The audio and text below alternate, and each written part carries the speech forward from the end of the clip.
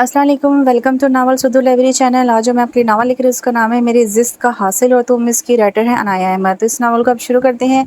जो जो रात अपने पर फैला रही थी, सड़कों पर रश कम हो रहा था। सर्दी की रातें थी और लंबी लंबी सड़कों पर 400 हू का आलम था। बूंदाबांदी हो रही थी। सड़क पर सिक्का दिया गाड़ियाँ थी।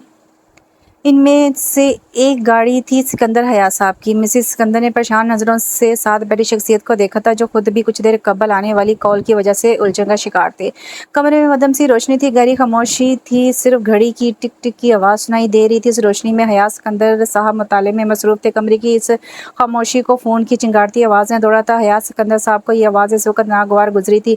चश्मा उतार कर कतार साइड पर रखी और फ़ोन उठाए, जो खामोश होने का नाम ही नहीं ले रहा था। यस, हयात सिकंदर साहब स्पीकिंग। हयात सिकंदर साहब अपनी रौबदार आवाज़ में बोले थे, मैं मिसेस मेहरीन बोल रही हूँ। दूसरी तरफ से इतला दी गई थी। हाल अहवाल के रवायती तबादले के बाद मिसेस मेहरीन ने असल बात की तरफ आई। सिकंदर भाई, मैं इस वक्त NGO से बोल रही हूँ। मिसेस मेहरीन की मुतफरक आवाज़ फ़ोन से उभरी थी। खैरियत तो है? हयात सिकंदर साहब ने पूछा था। हयात सिकंदर साहब NGO को डोनेशन देते थे और मिसेस मेहरीन के साथ इनके फैमिली टर्म्स भी थे। जी भाई, दरअसल अभी कुछ देर पहले एक औरत के साथ एक लड़की आई और इनके पास आपका एड्रेस है। मेरे पूछने पे भी कुछ नहीं बता रही। वो मज़ीद बोली। मैं आपका एड्रेस इनके हाथ में देखकर ज़रा तजस्सुस हो गई थी। आपका एड्रेस इनके पास क्यों? उन्होंने मज़ीद बताए, आप कोशिश करें भाभी, अगर कुछ पता लग सके। सिकंदर साहब बोले, आप दफ्तर आ जाएं, फिर हल निकालते हैं। मैं नहीं चाहती कि आप जैसे अच्छे इंसान के लिए कोई मुसीबत बन जाए। वो लड़की मुसलसल रो रही है। मिसेस मेहरीन हालात से आगाह कर रही थी। जी बेहतर, मैं कुछ ही देर में पहुंच रहा हूँ, सिकंदर साहब बोले। चंद मिनट बाद वो दोनों ऑफिस में थे। जी भाभी, आप तफसीलन बताएं, मिसेस सिकंदर बोली थी। रात में जब मैं ऑफिस आई तो इम्तियाज़ बाबा ने मुझे बताया कि एक औरत और इनके साथ एक लड़की आई है, दोपहर से मुझसे मिलने का इंतज़ार कर रही हैं। मुझे लगा कोई मामूल की तरह का ही केस होगा। जब वो मुझसे मिले तो कहने लगी कि ये लड़की बेसहारा, इस शहर में इनको कोई नहीं जानता भी नहीं है। वो पहली दफ़ा यहाँ आई हैं। पुलिस वालों से महफूज जगह भी इनको ये लगी। मदद के लिए लड़की इस दौरान सिर्फ रो रही थी। ये सब गुफ्तगू वो औरत ही कर रही थी। फिर उन्होंने चंद दिन की पनाह के अलावा दूसरी मदद का बोला तो मैं परेशान होगी। आपका एड्रेस था इनके पास और वो औरत कह रही थी कि लड़की के सर पे हाथ रख के ये मानत इन तक पहुंचानी है, इसलिए मैं आपको यहाँ बुलाया कि आखिर इसका आपसे क्या ताल्लुक। मिसेस मेहरीन ने इनको तफसील से आगाह किया। बात तो परेशानी की है, कौन हो सकते हैं? मीना बेगम बोली थी। जी बिल्कुल, मैं आपके सब रिलेटिव्स को जानती हूँ और वो लोग यहाँ क्यों आते? मुझे लगा कि जैसे किसी मुखालिफ की आपको बदनाम करने की कोशिश हो, इसलिए आपको आगाह किया। मिसेस मेहरीन ने अपनी परेशानी से आगाह किया। सिकंदर साहब का एक मुकाम था बिजनेस में, ऐसे में मुखालिफिन का इस तरह की कोशिश करके इनकी साख ख़राब करना कुछ नामुमकिन भी ना था। आप इनको बुलाएं ताकि खुलकर बात हो सके, सिकंदर साहब बोले थे। चंद मिनट बाद दरवाज़ा खुला और एक औरत अंदर आई और इसके पीछे एक डरी सी लड़की, जिसने बड़ी सी चादर ओढ़ रखी थी और काले रंग का एक लेदर बैग पकड़ा हुआ था। इधर आओ बेटी, मीना बेगम ने इसे बोला और साथ ही इसका हाथ पकड़कर इसे अपने पास बैठा लिया। वो औरत भी वहाँ रखी कुर्सी पर टिक गई थी।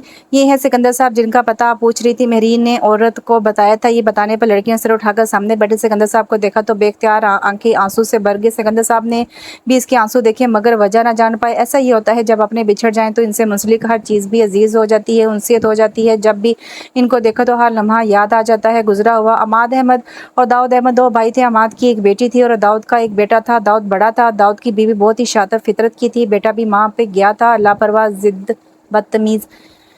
बाप का दोनों माँ बेटे ने खूब उड़ाया। बाप का दिया हुआ दोनों माँ बेटे ने खूब उड़ाया। ऑफिस से दिलचस्पी ना थी, ऐसे ही आस्ता सा बिजनेस का दवालिया हो रहा था। दूसरी तरफ थी अमाद की फैमिली। बेगम बेहद सुलझी, नरम दिल और सलीका और बेटी भी माँ पे ही गई थी। यूं रावी चैन ही चैन लिखता था, लेकिन कुदरत के फैसलों को किसी को क्या पता। ये इन दिनों की बात है जब अमाद ने बेटी की ग्रेजुएशन मुकम्मल होने पर भाई की फैमिली को दावत दी। यूं तो घर साथ साथ थे मगर बड़े भाई की बीवी ने कभी मिलने ना दिया था आपस में ज़्यादा। पार्टी में जब दोनों माँ बेटे ने अमाद की बेटी को देखा तो शैतानी चाल चली। अगले दिन रिश्ता लेकर बड़ा भाई छोटे के घर आ गया। जबकि अमाद भी भतीजे की हरकतों से अच्छे से वाकिफ था तो मुनासिब अल्फाज में इनकार कर दिया, मगर ये इनकार लालची बीवी को पसंद न आया और भाई को जज्बाती ब्लैकमेलिंग पर उकसाकर लड़ाई करवा दी। बड़े भाई की इस रवैये से दिल बर्दाश्त होकर उन्हें कराची से जाने का सोचा। बेटी को एक दिन के लिए वफादार हलीमा बी के घर छोड़ा और खुद कुछ मामला तय करने बेगम साथ लाहौर के लिए निकल पड़े। नसीब के खेल कब किसने जाने। टेंशन में ड्राइव करते हुए बार-बार भाई और भतीजे की धमकियाँ आ रही थी, हर हाल में आपकी बेटी से ही शादी करूँगा। इनको भी पता था अचानक मोहब्बत पैसे के लिए है, भतीजे के लिए नहीं। इनकी गाड़ी का एक्सीडेंट हो गया। जब मैं इनकी बेटी को लेकर अस्पताल गई तो इनकी ज़ुबान पे चंद अल्फाज थे, भी मेरी बच्ची बचा लो इससे, मेरी डायरी। और वो अपने हल्के हकीके से जा मिले। बेगम तो मौके पर ही दम तोड़ गई थी। फिर दुनियादारी निभाने भाई भी आ निकला था। इनका काम तो और आसान हो गया था। अब स्वयं के बाद निकाह का प्रोग्राम रखा गया था तो लोगों की नज़र में और इज़्ज़त बढ़ गई। हकीकत कोई नहीं जानता था वहाँ से। फिर जैसे हम निकले हैं, हमारा खुदा जानता है, इसने आसानी पैदा कर दी इस बच्ची के लिए। अब कौन जाने आसानियाँ या मुश्किलें। हलीमा बी के चुप होते ही एक सिसकी गूंजी थी इस लड़की की। इस सारे वाक़ये पे हमें अफ़सोस है और जो मदद आपको चाहिए हम वो भी कर सकते हैं मुमकिन हद तक। लेकिन इस सारे वाक़ये में मेरा ताल्लुक, मेरा एड्रेस आपके पास है। हया सिकंदर की उलझन अभी जूं की तूं ही थी, क्योंकि वो जो इंतकाल कर चुके, इनका नाम था अमाद अहद, लेदर इंटरप्राइजेज़ के मालिक, और ये इनकी बेटी एलफ है। ये इत्तला सिकंदर साहब पर बिजली की तरह गिरी थी। और ये इनकी बेटी इलाफ, ये इत्तला सिकंदर साहब पर बिजली की तरह गिरी थी। क्या क्या याद आया था मोहल्ले का ग्राउंड। एक पतला सा लड़का बैट पकड़े खुशी से सारे मैदान में भागता, नारे लगाता, हम जीत के कॉलेज में पंगे। पेपर से एक रात पहले के रटे आउटिंग बाइक पे पूरे शहर के राउंड, ग्रेजुएशन तकरीब जिसके बाद सही मायनों में ज़िंदगी बदल गई थी। बाबा जान ने तेरे कमरे में इनके लगते जिगर की आवाज़ गूंजी थी। आने वाले ने आते ही लाइट ऑन की थी। सिकंदर साहब ने इसे देखा। 6 फुट कद, मुतनासिब जिस्म, पुरकशिश नकोश, तीखी नाक, पुरअज़म आंखें। इधर आओ मेरा बेटा। सिकंदर साहब ने अपने पास बुलाया अज़मीर शाह, जिसे प्यार से मीर पुकारते थे। बाबा जान ऐसे कब तक आप कमरे में रहेंगे, आपकी सेहत ख़राब हो जाएगी। सोच सोच कर अज़मीर बोला था, मैंने इसे बोला था कि वापस ना जाओ, लाहौर रहकर ही हम अपनी मज़ीद पढ़ाई कर सकते हैं। लेकिन इसने बहुत बड़े ख्वाब थे, इसे बाहर जाना था स्टडी के लिए। सिकंदर साहब किसी और ही दुनिया में थे। अज़मीर शानी ने बोलने दिया ताकि इनका दिल हल्का हो जाए। खुद इनका हाथ पकड़ कर इनके पास बैठ गया। वो इसको हर किस्सा सुना रहे थे जब इनकी मुलाकात हुई थी कराची में, जब वो एक कंपनी खोल चुका था। फिर ज़िंदगी कुछ ऐसी मसरूफ़ हुई कि बातचीत फ़ोन कॉल तक महदूद होकर रह गई थी। अभी चंद पहले ही इनकी कॉल आई थी। वो परेशान लगा था, लाहौर आना चाह रहा था, पर ये नहीं बताया था कि कब। मैं भी इसका इंतज़ार कर रहा था, शायद वो मेरे पास ही आ रहा हो, मगर कुदरत को कुछ और ही मंजूर था। अज़मीर शाह ने अपने हाथ की पुश्त पर गिरे पानी के कतरों को महसूस किया और वो दर्द की शिद्दत से लब भींच लिए। ज़िंदगी किसी की जाने से रुकती नहीं, ये ज़िंदगी की अच्छाई भी है और बुराई भी। इलाफ, तुम्हारी हॉबीज़ क्या हैं? ये सवाल इसके सामने बैठी खूबसूरत और ज़िंदगी से भरपूर लड़की अहदिया ने किया था। सिकंदर साहब की इकलौती बेटी, माँ की तरह खुश अखलाक, मुखलिस और साफ दिल। Book reading. इलाफ का जवाब 2 लफ्ज़ों का था। अहदिया सुबह से इसे बातों में लगाए हुए थी, मगर इलाफ हूँ हाँ में जवाब दे रही थी। तुम इतना कम क्यों बोलती हो? मैं तो सबके कान खाती हूँ और भाईजान तो हाथ जोड़ के चुप करवाते हैं मुझे। हदिया ने अगला सवाल किया। इलाफ को अपने बाबा जान और मामा के साथ गुजरे पल याद आ गए, जब वो हर बात के लिए बजिद हुआ करती थी। बाबा भी इसे तंग करते थे। इलाफ की आंखों में आंसू देखकर हदिया भी दुखी हो गई। वो तो इसे नॉर्मल करने की कोशिश कर रही थी, लेकिन जख्म भरने में टाइम लगता है। इलाफ को यहाँ आए 1 हफ्ता हो चुका था। हलीमा भी इसी दिन वापस अपने गाँव चली गई थी, सिकंदर साहब से वादा लेकर कि इसे कभी बेआसरा ना छोड़े। अपनों ने तो जो किया वो किया, वो अब वो अपनी दोस्ती का फ़र्ज़ अदा करे। अब वो कुछ नॉर्मल थे। सिकंदर साहब ज़्यादा टाइम इसके साथ गुजारने की कोशिश करते थे। जब घर होते वो भी हदिया और समीना बेगम के साथ वक्त गुजारने लगी थी। अगर किसी से अभी तक ज़्यादा मुलाकात ना हुई थी तो वो था अज़मीर शाह।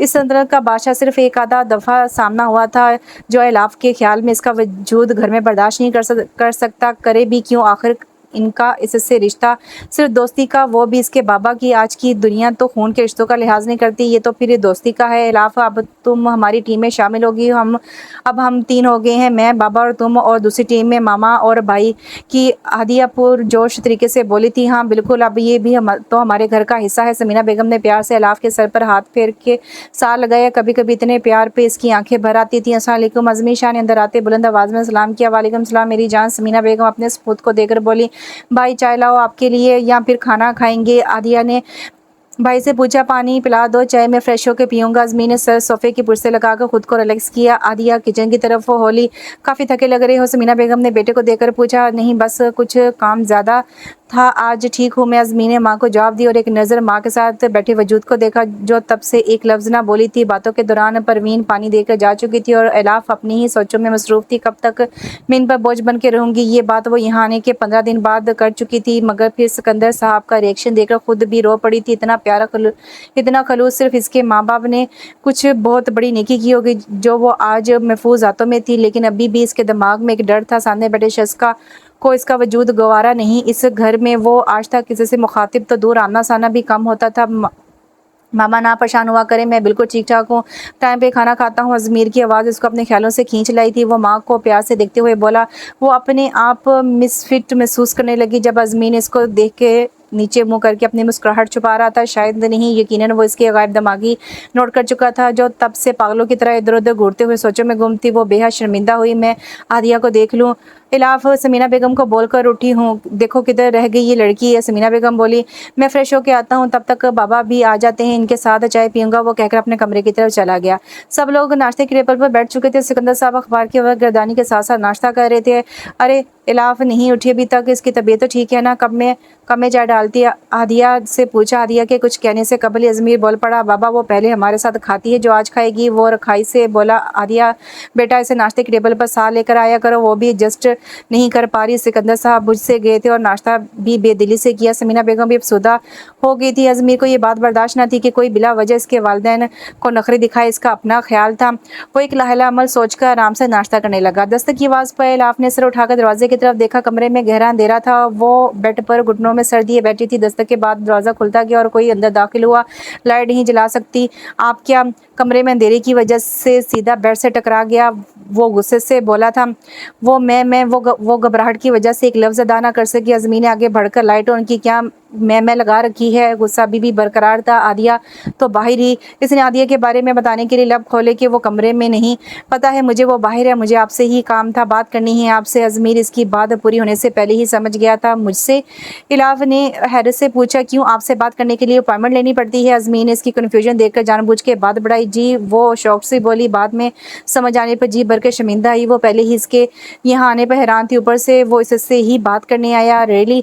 वो ज़ेलब मुस्कुराते हुए बोला तो वो मज़ीद सर झुका गई। आखिर आपका मसला क्या है? यही पूछने मुझे यहाँ आना पड़ा। वो तंज़िया बोला था। इसकी बात को सुन के मुकाबिल आंखों में आंसू आ गए। वो अपने गुलाबी गालों पर आए आंसू को साफ कर रही थी और अज़मी ने दुपट्टे में छुपे चेहरे को देखा, जिसकी सादगी लाजवाब थी। कुछ देर वो बोल ना सका, फिर सुबह का वाक़या याद आने के बाद सख्ती से बोला, देखो मुझे अंदाज़ा है जो कुछ तुम्हारे साथ हुआ वो बहुत ही तकलीफ़दा है। मेरे माँ बाप ने आपको अपनी बेटी बना के रखा है और वो बहुत मुखलिस हैं आपके साथ। इस बात का आपको अंदाज़ा हो गया होगा। अज़मीर बोला था। वो सर झुकाए सुन रही थी। इस घर में आपको एक अच्छी हैसियत दी गई है, मगर आपका रवैया मेरे माँ बाप को दुख दे रहा है और मैं ये बर्दाश्त नहीं कर सकता। कुछ देर के लिए वो खामोश हुआ। तुम समझ रही हो ना मेरी बात? इनके वो गुस्से से बोला। जी मैं कोशिश करूँगी। वो हिम्मत करके बोली, मुझे कोशिश नहीं अमल चाहिए। समझी, बेहतर है कि इनकी खुशी का ख्याल रखो जो आपकी खुशी का करते हैं। कहने के बाद वो रुका नहीं और बाहर निकल गया। फजर की नमाज के बाद इलाफ लॉन में चली गई और हर तरफ हरियाली थी और ठंडी हवा चल रही थी। कुछ देर बाद की जगह रुकी, 2 कप चाय के बना के ट्रे में रखी और सिकंदर साहब के कमरे की तरफ चल दी। दस्तक के बाद अंदर दाखिल हुए। सिकंदर साहब बेड पर नींदराज से समीना बेगम जायनमाज पे बैठी दुआ मांग रही थी। अस्सलाम वालेकुम। इलाफ की आवाज़ पर दोनों इसकी तरफ मतवज्जो है। सिकंदर तो खुशी से मुस्कुरा दी। मेरी बेटी आज इतनी जल्दी उठ गई और चाय आपने क्यों बनाई? सिकंदर साहब ने इसके हाथ में पकड़ी ट्रे देखकर पूछा तो वो साइड टेबल पर रख चुकी थी। मैंने सोचा क्यों ना मैं अंकल को अपने हाथों की चाय पिलवाऊं। इलाफ के जवाब पर दोनों को खुशगवार हैरत हुई और दोनों की तरफ चाय बढ़ाई। वाह मज़ा आ गया, बहुत अच्छी बनी है। दोनों ने दिल से तारीफ की। अंकल अपने बाबा के बाद मुझे ज़िंदगी दी, मैं आपका शुक्रिया अदा कैसे अदा करूँ? मैंने फिर भी अपने रवैये से आपको हट के मुझे माफ़ कर दें। इलाफ ने अपने गुज़िश्ता रवैये की माफ़ी मांगी। कोई भी बेटी अपने बाप का शुक्रिया अदा नहीं करती, समझी तुम? आइंदा ऐसी बात मत करना। सिकंदर साहब ने प्यार से कहा। मेरे लिए आदिया और तुम बराबर हो, भले मैंने तुम्हें जन्म नहीं दिया। समीना बेगम ने इसे गले से लगा लिया। नाश्ते की टेबल पर सब आ चुके थे सिवाय अज़मीर शाह के और इलाफ के। दोनों एक साथ कमरों से निकले। इलाफ को इस टाइम आता देखकर वो चूंका, मतलब तब्दीली। मुझे पता था कि बात तो मेरी आप मानोगी, मगर इतनी जल्दी खासी फर्माबरदार हैं। गुड मौज़म मीर ने पास से गुजरते हुए सरगोशी की। सड़ू हर टाइम लेक्चर देता रहता है। इलाफ ने जलकर सोचा और इसके पीछे जल्दी नाश्ते की टेबल पर सब आ चुके थे सिवाय अज़मीर शाह और इलाफ के। दोनों एक साथ कमरों से निकले। इलाफ को कुछ टाइम आता देखकर वो चूका, मतलब तब्दीली। मुझे पता था कि बात तो मेरी आप मानोगी, मगर इतनी जल्दी फिर इलाफ के लाख मना करने पर भी इसका एडमिशन एमबीए में करवाने की जिम्मेदारी अज़मी को सौंप दी गई। इसने लाख एहतजाज किया कि वो नहीं जाएगी, मगर कोई भी ना माना। ममा कहाँ हैं? सब लोग अज़मी लॉन्च में किसी को ना पाके ऊंची आवाज़ में बोला, आगे तुम सुबह से गए हो और अब टाइम मिला आने का। जब से तुमने ऑफिस ज्वाइन किया है, ना खाने का होश है ना पीने का। समीना सख्त परेशान थी। बिजनेस में इसने जल्द नाम कमा लिया था। आज इनकी कंपनी का शुमार मुल्क की बेहतरीन कंपनी में होता था। मेरी प्यारी ममा क्यों परेशान होती हैं आप? बस काम थे कुछ, वो निपटा रहा था। अच्छा, वो इलाफ का एडमिशन हो गया, इसे बता दीजिएगा, क्लासेस भी चंद दिनों में हो जाएगी स्टार्ट। इसने इतला दी। वो एक गधा वलीद मिल गया था, इसकी वजह से देर हो गई। इसने अपने खालाजाद के बारे में बताया जो कंपनी के काम से शहर से बाहर था।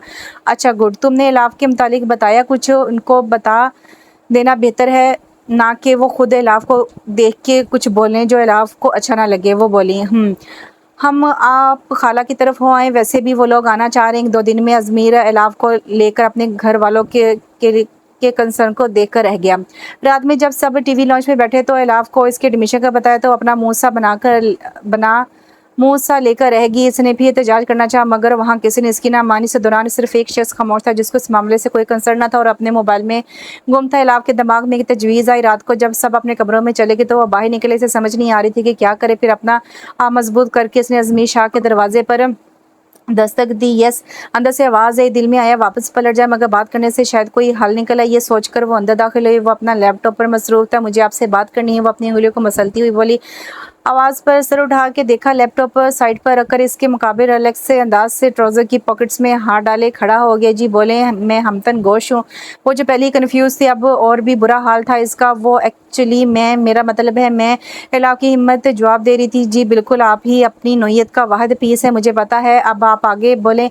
अज़मी ने इसकी हालत को देखकर बोला, इलाफ इस काबिल पर्सन के सामने अपने शर्मिंदा होने पे यहाँ आने पर पछताई। बात यह है कि मैं यूनिवर्सिटी नहीं जाना चाहती। आप अंकल से बात करें, इनको कन्विंस करें प्लीज़। अब वो और शर्मिंदा नहीं होना चाहती थी तो सांस लिए बगैर बात ख़त्म की। अज़मीर को रह रह कर इसकी हरकतों पर हंसी आ रही थी। क्या वाकई वो इससे डरती है? जो बात कहनी होती है इसको चकनाचूर कर देती। और मैं ही क्यों? आपको लगा कि बाबा को कन्विंस कर सकता हूँ? अज़मी ने भी सारी इन्वेस्टिगेशन आज ही करनी थी। इलाफ को अब गुस्सा आ रहा था तो खामोशी रही।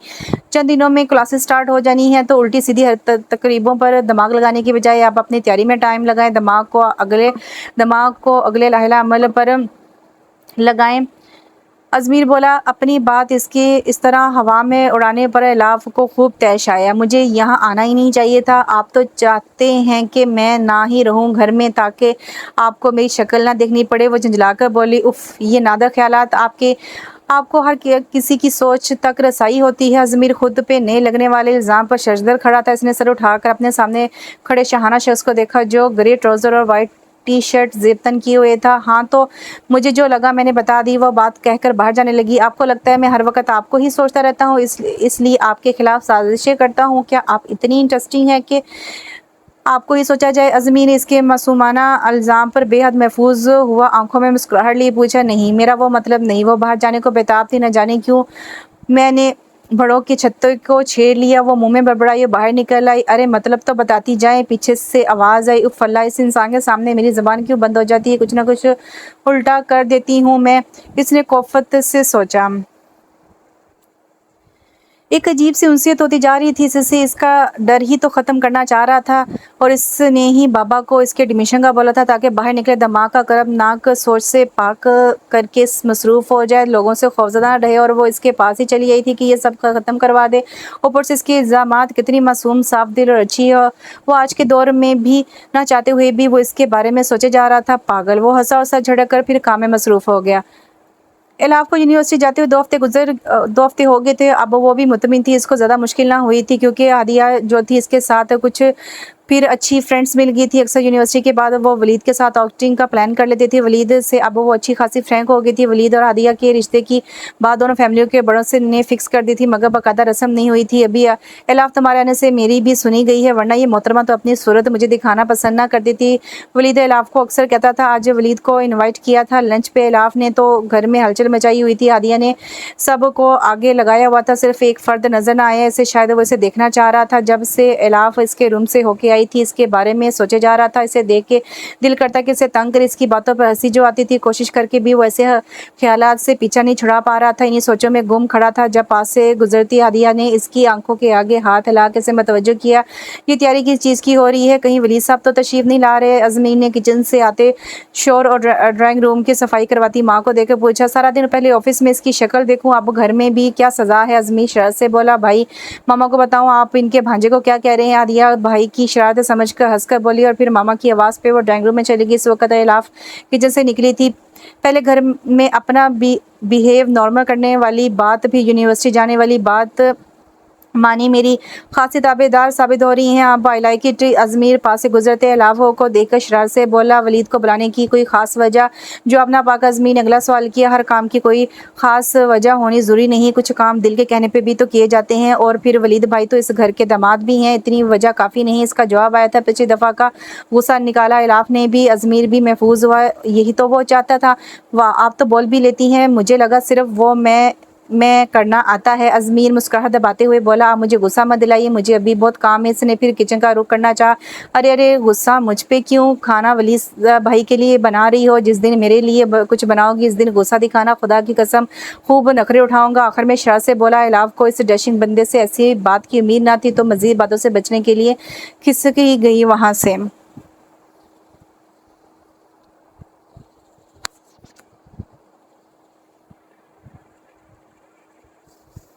एक घंटे बाद वलीद आ गया था। कुछ देर बाद अजमीर भी लॉन्च में दाखिल हुआ। अच्छे मेज़बान हो तो मेहमान को बुलाकर खुद गायब हो। वलीद ने से देखकर कहा, एक्सक्यूज़ मी, मेरे भी इतने बुरे दिन नहीं है कि तुम्हें बुलाऊं? अजमीर ने जवाब दिया, देखिए आज ये मेरे मेहमान हैं, आप इन्हें कुछ नहीं कह सकते। टेबल पर लगाती एलाफ ने मुड़कर कहा। और रेली, तो आप हमें कब बुला रही हैं बतौर मेहमान? अजमीर एलाफ की तरफ घुमा था और आंखों में इशारे लिए पूछ रहा था। कभी भी नहीं, फ़ौरन से जवाब आया था। ऐसा ना हो कि एक दिन तुम्हें दिल के हाथों मजबूर होकर बुलाना पड़े। अजमीर एलाफ की आंखों में देखकर बोला। ऐसा दिन कभी नहीं आएगा, कहकर आगे बढ़ गई वो। वलीद भाई आ जाएं, खाना लग गया है। वो अजमीर को इग्नोर करती आगे बढ़ गई थी। अजमीर ने तो आज तक इग्नोरेंस ना झेली थी। ये लम्हा इसे बहुत भारी महसूस हुआ था। सबके साथ तो हंसती फिरती रहती है। अजमीर बहुत कंट्रोल करता था कि वो अपनी ऐसी सोचों पे बंद बांधे, लेकिन वो मजबूर था। वो उठा, गाड़ी की चाबी उठाई और बाहर निकल गया। बेटा खाना तो खा जाओ। ये लड़का भी ना वो अनसुनी करता बाहर निकल गया। इसे इस वक्त बस अपनी सोचों से वहशत हो रही थी। इस वक्त तो पार्क के तारीख गोशे में बैठा अपनी ही सोचों में गुम था। वहशत थी जो कम होने का नाम ही नहीं ले रही थी। वो आखिर क्यों मुझे इग्नोर करती है? क्यों? वो सर में हाथ फेरते बड़बड़ाया। आज से पहले कभी इसके अंदर इतनी टूट-फूट ना हुई थी जितनी इसे अब सहनी पड़ रही थी। न जाने से बैठे से कितना वक्त गुजर गया था। सेल को निकाल कर टाइम देखा तो बाबा की 10 मिस्ड कॉल थी। शिट, वो बाबा की परेशानी को समझ के खुद पे ही गुस्सा हुआ। वो गाड़ी की तरफ भागा और बाबा को कॉल करके बताया कि बस घर ही आ रहा हूँ। अज़मी, कुछ तो ख्याल करो, आखिर कौन सा ऐसा ज़रूरी काम आ गया था जो तुम सब छोड़ के भागे? 4 घंटे हो गए हैं यूँ बिना बताए गए हुए। वो सर झुकाए सुन रहा था। ये कोई तरीका है? ना तुम ऑफिस से, ना किसी दोस्त के पास, सबसे पता करवा चुका हूँ, ऊपर से ना तुम कॉल उठा रहे थे। हालात का भी पता है तुम्हें। माँ तुम्हारी तब से परेशान घूम रही है, जान अटकी थी इनकी अपने बच्चों में। सॉरी, नेक्स्ट टाइम ख्याल रहेगा।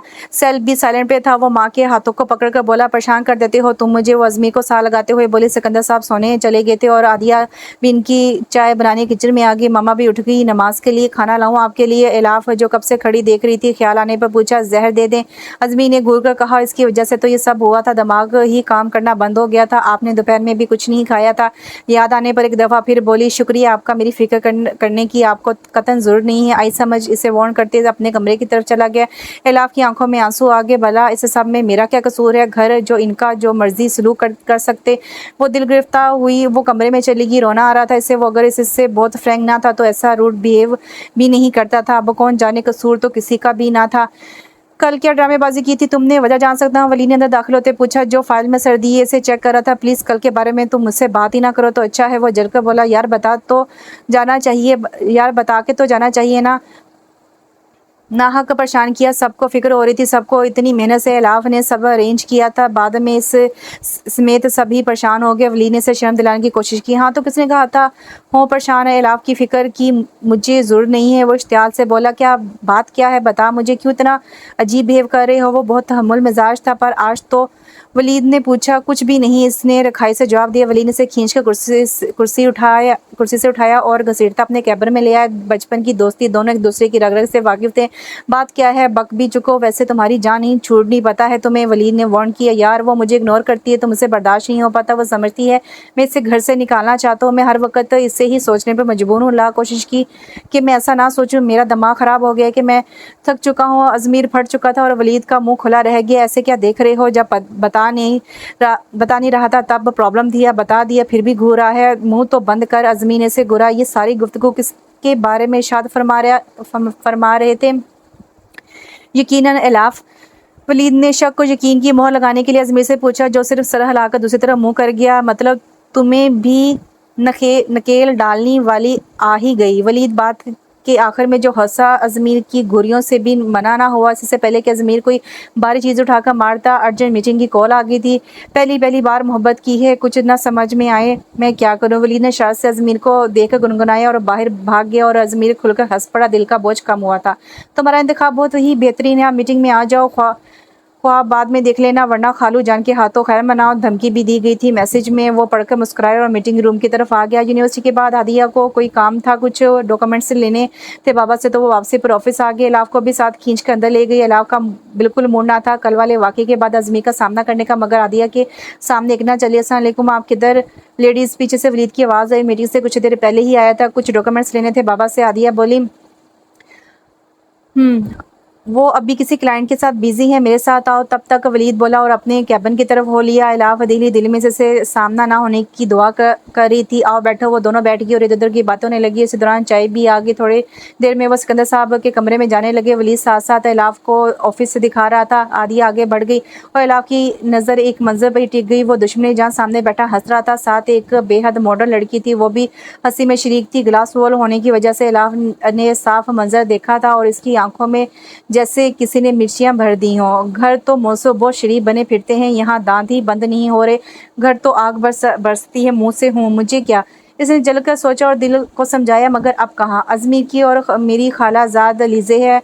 अज़मीर की और मेरी खालाजाद लीज़े है। अलाफ की महवतें महसूस करके वो इसके चेहरे से इसके अंदर का हाल जान गया कि मामला अगर ज़्यादा नहीं तो कम ही सही ख़राब यहाँ भी है। शरारती अंदाज में इतला दी, जी वो आज से पहले कभी देखा नहीं, तो बस इसलिए। इसे अपनी हरकत पर बेहद गुस्सा है। जाने वलीद क्या सोचेगा, इनकी ज़िंदगी है, वो जो मर्ज़ी करें। मुझे घर में रखा, मैं क्यों ये सब सोच रही हूँ। मैं कहाँ इन्हें शहाना लोगों के लायक। फिर से महरूमी का एहसास हुआ। अभी इसकी स्टडीज़ मुकम्मल हुई हैं तो काम सीखने तशरीफ़ ला रही हैं। मोहतरमा वली ने इसके तासुरात से महफूज होते हुए इतला दी, अज़मीर तेरी तो खैर नहीं। स्टोरी स्टार्ट होने से पहले ही ट्विस्ट वलीद मुँह में बड़बड़ाया। जब अज़मीर ने बाहर की तरफ देखा तो पहले तो यकीन आया और यकीन आने पर रूह तक खुशी होगी। आज ही तो इसने मोहब्बत नामी जज्बे के सामने हार मानी थी और इस नाकाबिल तहसीर इंसान के फातिहा सामने खड़ी थी। एक्सक्यूज़ मी कहकर वो तेज़ी से बाहर आया। लीज़े का इसका यूँ उठ के जाना खोला था। आखिर गया कहाँ?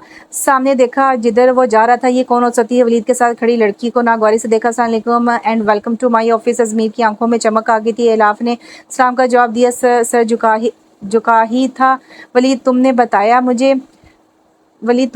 मुझे अज़मीर का दिल किया वलीद का गला दबा दे। अब तो इसको सब पता था। तुम बिजी थे क्यों? अलाफ वलीद को ये मौका बार बार तो नहीं मिलना था। वो इसकी टांग खींच रहा था। अज़मीर ने घूरा, मगर इधर परवाह किसको थी? जी बिल्कुल। अलाफ की भी आवाज़ आई। इतनी देर में आदिया भी चली आई। अलाफ का मूड बुरी तरह से ख़राब हो चुका था, लेकिन क्यों इससे खुद पे ही गुस्सा आ रहा था। चले अलाफ, आदिया ने बोला। अरे आओ मेरे ऑफिस में चाय पीते हैं। अज़मीर फ़ौरन बोला था। वलीद की हंसी नहीं थी रुक रही। जी नहीं शुक्रिया, आप अपने मेहमानों को टाइम दें, अब हम चलते हैं। अलाफ ने कहा। चलो मैं ड्रॉप कर दूं तुम लोगों को? अज़मीर ने अगली खिदमत हाजिर की। नहीं खान बाबा बाहर हमारा वेट कर रहे हैं, आपको और भी काम होंगे। अलाफ भी आज किसी रायत के मूड में ना थी। अज़मीर खामोश हो गया। हेलो आदिया, अकब से आवाज़ पे मुड़ी। दोनों अलीज़े खड़ी थी। आदिया और इसके दरमियान रस्मी जुमलों का तबादला हुआ। इस दौरान अलीज़े की नज़र अलाफ पर ही थी। Who is she? बिलाखिर लीज़ा ने पूछ लिया। ये अलाफ है। आदिया बोली। अच्छा मामा बता रही थी, बेचारी बहुत दुख हुआ आपका सुन के, कोई सहारा भी नहीं रहा बेचारी। लीज़ा ने अजीब लहजे में कहा। अलाफ की आंखों में आंसू आ गए, जिनको वो पीने की नाकाम कोशिश करी थी। वो बेदर्दी से होंठ काट रही थी। अज़मीर का दिल जैसे मुट्ठी में आ गया हो। उसने बेचैनी से पहलू बदला। अगर किसी किस्म की मदद की ज़रूरत हो या जॉब की तो मुझे बता सकती हो, मुझे तुम्हारी मदद करके खुशी होगी। अगर कभी पैसों की इसने सफाकी की हद कर दी थी। चलो आदिया आओ, अलाफ देर हो रही है और हाँ, आपको किसी की फ़िक्र की ज़रूरत नहीं है। वलीद इससे ज़्यादा बर्दाश्त ना कर सका और इनको लेकर बाहर आ गया। इलाफ तो ज़ब्त के कड़े मराहिल से गुज़र रही थी। आदिया ने कहा कि वो लीज़े की बातों को दिल पे ना ले, मगर अज़मीर का बस नहीं चल रहा था। वो खुद पर कंट्रोल करता ऑफ़िस में चला गया। वो यहाँ ऑफ़िस में कोई मसला नहीं चाहता था। ये ऐसे इग्नोरेंस पर लीज़े गुस्से से बाहर निकल गई। आज फिर से इसे अपनी महरूमियों का शिद्दत से एहसास हुआ था। बात तो सच थी, वो बेसहारा थी, लावारिस। इसे शिद्दत से रोना आया। दिल में कहीं उम्मीद थी कि वो बोलेगा कि ना ही वो बेसहारा है ना ही लावारिस है, मगर वो भी चुपचाप खड़ा सुन रहा था। लेकिन वो बोलता क्यों? आखिर से रिश्ता है क्या? बात है तो सच। आज वलीद की फैमिली डेट फिक्स करने आ रही थी, एंगेजमेंट की। एलाफ बुलखलाई फिर रही थी। एक दफ़ा वो खुद समीना बेगम के साथ इनकी तरफ गई थी। सब बहुत अच्छे से मिले थे। एलाफ के भी वो सादा लोग बहुत अच्छे लगे थे। वलीद की तरह वो आज किसी किस्म की गड़बड़ ना चाह रही थी और सुबह से लगी हुई थी। अजमीर भी आज मामूल से जल्दी ही आ गया था और लॉन्च में बैठा टॉक शॉक देख रहा था। बस कर दो इलाफ बेटा, सुबह से लगी हुई हो, अब बाकी का काम परवीन देख लेगी, तुम जाके फ्रेश हो जाओ। समीना ने बेगम ने लॉन्च में दाखिल होते कहा, बस कुछ देर में जाती हूँ, थोड़ा सा काम रह गया है। किचन से ही बोली और फिर से काम में मसरूफ़ होगी। मेरे मालिक ने मुझे मेरी किसी नेकी का बदला दिया है जो इसे मुझसे मिलवा दिया। वो प्यार भरे अंदाज में अजमीर के साथ कौश पर बैठते हुए बोली। वो हंस दिया। इलाफ आ जाओ, थोड़ी देर रेस्ट कर लो तुम भी, उन्होंने फिर से आवाज़ दी। अब के इलाफ ने इनके पास आके बैठ गया। आप क्यों परेशान हो रही हैं? मैं ठीक हूँ, वो बोली। बस मैं खुद सारा कुछ करना चाह रही हूँ, सब कुछ अच्छा हो जाए, मैं सब कुछ मैनेज कर लूँ। बस मुझे ये टेंशन है इन लोगों को कोई शिकायत ना हो। इलाफ गोया हुई अजमीन ने एक नज़र उठा के से देखा। देखो ज़रा रंगत कैसी पीली पड़ी है तुम्हारी, क्यों तुम अपना आप दिखा रही हो? सब ठीक हो जाएगा, समीना बेगम ने इसको समझाया। जी। इलाफ अमीन में आई, मैं तुम्हारे अंकल का पता कर लूँ और तुमने हिलना नहीं यहाँ से। मैं परवीन को बोलते वो तुम्हें जूस दे के जाती है। अजमी ध्यान रखना तुम इसका, वो कहकर आगे बढ़ गई थी। वो भी टीवी स्क्रीन की तरफ देखने लगी। थोड़ी देर में जूस भी आ चुका था, मगर वो मगज स्क्रीन पर भागते दौड़ते मंजर देखने में ध्यान ही कहीं और ही था। आपका क्या ख्याल है कि ये स्टेप मुल्क की बेहतरी में काम आ सकता है? अजमी ने ऐसे इसको मगन देखकर पूछा। जी क्या? इसने अजीब से लहजे में पूछा। कुछ नहीं, आप अपना मराकबा कायम रखें। आपका इस तरह दिलचस्पी से साहब की बातों को सुनना, मुझे लगा कि आपको भी इंटरेस्ट है। वो ज़रा मुस्कुराते हुए पूछ रहा था, मगर वो तो उनके चेहरे भी आज पहली दफ़ा देख रही थी। इसको दिलचस्पी ना थी इन सब में। वो उठ कर जाने लगी थी कि वो बोल उठा, आप ऐसे नहीं जा सकती। अजमी ने इसको रोका। जी वो क्यों? इसने हैरान होते हुए पूछा। क्योंकि मेरी वालदा ने एक काम मुझे सौंपा है। इसने इसे जूस की तरफ मतवज्जो किया। नहीं, मेरा दिल नहीं चाह रहा। वो जाने को बेकरार थी। बैठे और ख़त्म करे। अजमी ने इस दफ़ा इसकी कलाई को थाम कर इसे सामने बैठाया। मुझे नहीं पीना, इसने मुँह फैलाया। पिएंगी खुद या ये काम भी मैं ही करूँ? अजमी ने धमकाया। इलाफ ने गिलास फ़ौरन पकड़ा, इससे पहले कि वो इस पे अमल ही ना कर दे। इससे बैद भी ना थी कोई इसके अमल से। अजमी के होंठों पर मुस्कुराहट रहेंगी। देखो, हर चीज़ को इतना सवार नहीं करते हवासों पर। जितना नेगेटिव सोचोगे इतना ही तुम पीछे रह जाओगे दुनिया की भीड़ से। जो हुआ इसको माजी का हिस्सा ही रखो, हाल पर सवार मत करो। अजमीर इसकी अंदरूनी कैफियत का अंदाज़ा लगा सकता था। वो बोल रहा था। इलाफ के दिल को तसल्ली मिल रही थी इसके अल्फाज से। जी। इलाफ ने सर हिलाकर गिलास होंठों से लगाया। इस जी के अलावा और कुछ और भी बोलना आता है? ये सिर्फ अभी यहाँ ही अटकी है। वो शौक हुआ। जी। इलाफ को इस सवाल का जवाब जी ही मुनासिब लगा और अजमीर का कहका उबला। मेरा मतलब अब की दफ़ा वो वाला जी नहीं था। इलाफ ने शर्मिंदा होते हुए बोली। अच्छा, तो पहली दफ़ा क्या मतलब था? वो मुस्कुराहट रोकते चेहरे को संजीदा करते हुए पूछ रहा था, जैसे ये बहुत बड़ी इन्फॉर्मेशन थी। इस इंसान के सामने वो हमेशा शर्मिंदा क्यों हो जाती है? कुछ ना कुछ उल्टा सीधा बोल के साथ ही गिलास उठा के कमरे में आदिया को देखने लगी। इलाफ, मुझे आज बहुत शर्म आ रही है। आदिया ने उंगलियां मसलते हुए पूछा। इलाफ की हंसी छूट गई। ये तुम कह रही हो? अल्लाह अल्लाह, इस बात पर सेल्फी बनती है। इलाफ ने कहते साथ ही मोबाइल की फ्रंट कैम ऑन किया। मरो तुम, जिस दिन तुम्हारी होगी इस दिन मैं भी लूंगी बदले। आदिया ने इसे घूर कर देखा। हाँ हाँ, अच्छा सॉरी, इधर आओ। देखो आदिया, वो ही तुम हो और वो ही वलीद। फिर शर्म क्यों? इलाफ रसान से बोली। क्यों? बाद में वलीद ने मेरा बहुत मजाक उड़ाना है कि मैं कैसे शर्मा रही थी। आदिया रोने को थी, वो ऐसी ही थी। अरे अरे अरे, मैं वलीद भाई की क्लास लूँगी अगर उन्होंने मेरी प्यारी बहना को तंग किया तो। इलाफ ने इसे प्यार से साथ लगाया। सब लोग आ चुके थे। जैसे जैसे इलाफ ने हिदायत दी थी, मुलाजमों ने सर्व करना स्टार्ट कर दिया था। बड़े अब कोई डेट फिक्स करने में मसरूफ थी और इलाफ को आदिया ने 1 मिनट के लिए अपने पास से जाने ना दिया था। हर चीज़ इसे दिखा कर कर रही थी और बार बार इसकी राय ले रही थी। आदिया पिछले आधे घंटे में कोई 100 बार तुम मुझसे पूछ चुकी हो। हाँ बाबा तुम बहुत प्यारी लग रही हो। एलाफ ने बिल्कुल सच कहा था। अब जल्दी करो तुम्हारे ससुराल वाले आ चुके हैं। एलाफ ने शौक लहजे में कहा। सब कुछ बहुत अच्छा बना, आपको इतना तकल्लुफ करने की जरूरत क्या थी आबा, हम घर के ही तो लोग हैं। तमीना बेगम बोली, जैसे समीना बेगम की बहन। अरे तकल्लुफ कैसा, और ये सब तो मेरी बेटी एलाफ ने बनाया है जो इतने प्यार से। समीना के लहजे में प्यार ही प्यार था। सिकंदर साहब एलाफ के जिक्र पर खिल उठे थे। माशाल्लाह बहुत ज़ैका है इसके हाथ में। तो किधर है वो, तमीना बेगम ने पूछा। इधर ही थी बस, आदिया ने इसको अपने साथ बांध रखा है। समीना बेगम हंस के बोली, जी बिल्कुल, बहुत सलाहियतें हैं एलाफ में। क्यों अजमीर वलीद को भी शरारत सूझी। चुप करके बैठे रहो तुम। आज तो अजमी ने इसे घूरा, मैं तो सिर्फ एलाफ के उजाफ की बात कर रहा था। वलीद बोला, मुझे सब पता है, तुम जहमत ना करो। अजमी ने इसके अंदाज में बोला। देखो अजमीर दोनों किधर रह गई हैं। समीना बेगम बोली, जी मैं देखता हूँ। वो कहते हुए उठा। तमीज़ का मुजाहरा करना, ज़्यादा फैलना मत। वलीद की ज़बान पर फिर खुजली हुई। अजमीर से घूरता आगे बढ़ गया। इसने दस्तक देख के दरवाज़ा खोला। ममा बुला रही हैं एलाफ। अजमीर ने तला दी। इसकी नज़र इसकी पुश्त पर बिखरे बालों पर ठहर गई। सादा से सूट में वो अजहद अच्छी लग रही थी। चेहरा मेकअप से साफ था, इसे सादगी भी जच रही थी। जी बस अभी आती हूँ। साथ ही इसने हाथ बढ़ा के अपना सर ढांपा। अजमी मुस्कुरा दी। वो कभी दुपट्टे के बगैर नजर न आई थी। एलाफ तुम चलो मैं आती हूँ, आदिया बोली जो अपनी तैयारी को आखिरी टच दे रही थी। अजमीर को अभी तक खड़ा देखकर वो भी बाहर की तरफ लपकी। वो भी इसके हमकदम हुआ। मैं बस आ रही थी, बस आदिया की हेल्प कर रही थी। वो बोली, ममा को डर था कि कहीं आप बेहोश ना हो गई हो जितनी आपने टेंशन ली थी। उसके चेहरे की तरफ देखते हुए बोला, अब ऐसी भी कोई बात नहीं। वो मुंह फुला के बोली, अच्छा तो फिर कैसी बात है। वो आंखों में दिलचस्पी समय पूछ रहा था। वैसे बहुत अच्छी लग रही हैं आप। वो हंसकर दिल की बात है बोला, जी क्या। इसे इस तरीफ झटका लगा और सामने पड़े बड़े से गमले से टकरा गई। अजमीर ने इसे बाजुओं से पकड़कर गिरने से बचाया। आराम से, अजमीर ज़ेर मुस्कुराते हुए बोला, और एलाफ बाजू चढ़ा के लॉन्च में चली गई। क्या बेहूदगी कर रहे थे, वलीद ने कड़े तेवरों से पूछा। अजमी ने ना समझी से पूछा, मैं तुम्हारी हरकतें देख रहा था। वलीद ने गमले वाली हरकत पे पूछा। हाँ वो गिर रही थी, मैं पकड़कर अखलाकी फ़र्ज अदा किया। वो डटाई से बोला। वलीद भी हंस दिया। मंगनी में सिर्फ एक हफ्ता रह गया था और अभी इतनी तैयारी बाकी है। समीना बेगम परेशानी से बोली, आप परेशान ना हो, सब हो जाएगा। इलाफ ने इनको यकीन दिलाया। इलाफ कैसे हो जाएगा, शॉपिंग पे तो तुम जाती नहीं, मार्केट जाना तुम्हें लोगों के मुंह में जाने जैसा लगता है, मैं कैसे करूंगी शॉपिंग। आदिया बुरा सा मुंह बनाकर बोली, इससे अपनी शॉपिंग की टेंशन थी। हाँ तो शॉपिंग तुम करो, बाकी के काम मैं देख लूंगी। लाफ अभी भी अपनी बात पर कायम थी। मैं तुम्हारी एक नहीं सुनी, मैं अभी भाई को जो कॉल कर रही हूँ, हम अभी शॉपिंग पर जा रहे हैं, सुन लो तुम। वो इसे वॉर्न करते कमरे में चली गई। लाफ ने मायूसी से समीना बेगम को देखा। चली जाओ बेटा, इससे तुम्हारे बगैर कभी भी नहीं जाना। वो हंस के बोली। इलाफ का बिल्कुल भी मूड ना था, मगर आदिया के सामने एक भी ना चलनी थी इसकी। कहाँ रह गए हैं भाई, घंटे से वेट कर रहे हैं, अब तो इनका नंबर भी नहीं लग रहा। आदिया लॉन में चक्कर लगा रही थी। मुझे पहले ही पता था लेट ही आएंगे, पार्टी में लीडर की तरह हर कोई बेसब्री से इनका इंतजार करे। अलावा फूलों का मुआयना करते हुए बोली, मैं ऐसा करती हूँ वलीद को ही बुला लेती हूँ, भाई कहीं बिजी हो गए होंगे। कहते साथ ही वो वलीद का नंबर मिला रही थी। आगे 10 मिनट में वो आ चुका था, करीबी मार्केट में ही था कहीं। वो रात गए वो बैग्स लिए लॉन्च में दाखिल हुई थी। वलीद इनको गेट पे ही छोड़ गया था। गिरने के अंदाज से वो सोफे पर बैठ गई थी। आदिया, मेरी तो तौबा तौबा हो गई। इलाफ बोली, परवीन पानी लाओ और खाना कब तक तैयार होगा, बच्चियों को भूख लगी होगी। समीना बेगम बोली, मैदान जंग से नहीं आई हैं आपकी बच्चियाँ।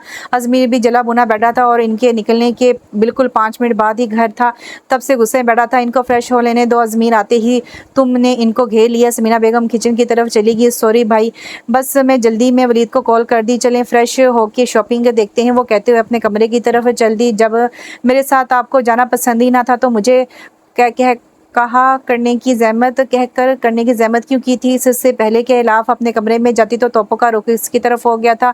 हमें देर हो रही थी। वो मैंने मिनाई, देर का तो बहाना है, आप वैसे ही अगर मेरे साथ जाना पसंद नहीं करती तो मुझे कॉल करवाने की आप पहले जहमत ही ना करती। वो तो भरा बैठा था, बात का और ही मतलब समझ लिया। वो हैरान थी, मुझे इन्फॉर्म भी किया जा सकता था। मैं अपने इतने अहम काम छोड़ के घर आया बैठा हूँ। मगर अजमीर का गुस्सा कम ना हो रहा था। इसे फिर लगा था कि इसने इसे इग्नोर किया था, हालांकि इसका क्या कसूर था। वो पता नहीं क्यों इतना टची हो रहा था, शायद ऐसे ही होता है। तो जब हम नहीं थे आप वापस चले जाते, अपने अहम काम तो कर लेते। अब के वो बोली थी, भला इसकी क्या गलती, वो अपने कमरे की तरफ आ गई हूँ सड़ो। हर टाइम गुस्सा नाक पे होता है। वो बड़बड़ाई। अगले दिन भी इसका मूड खराब ही रहा। कुछ टाइम ही घर में नजर आया था। जब होता तो सिर्फ कमरे तक। ये सिर्फ सिकंदर साहब से चंद एक बात कर लेता है। इलाफ इसके रवैये को नोट कर रही थी, मगर वह कह क्या सकती थी, वो ऐसा क्यों कर रहा है। इतना रूड बिहेव तो पहले ना करता था, शायद कोई बिजनेस की टेंशन हो। पूछना मुझे पूछना चाहिए। हाँ, जैसे वो मुझे बता ही देंगे। अलाफ का तो बिल्कुल ही बाइकआउट था आजकल।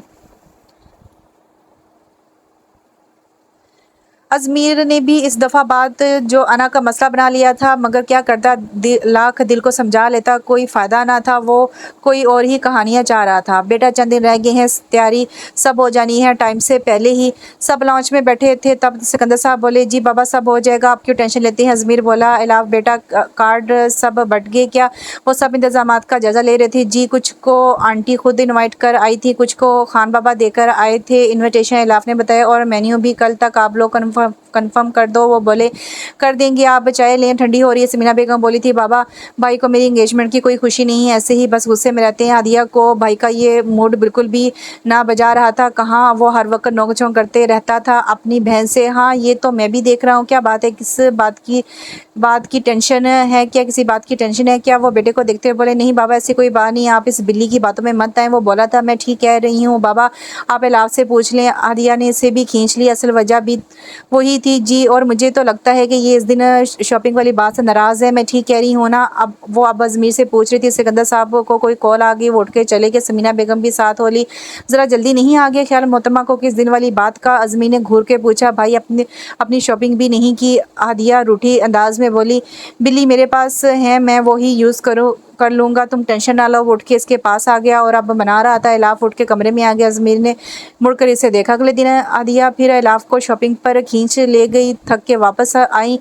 अगर अब तुम मुझे साथ लेके गई तो तुम मेरे हाथों ज़ाया हो जाओगी। आदिया, इलाफ ने इसे धमकी दी जो अब बेड पे ऊँधी पड़ी थी।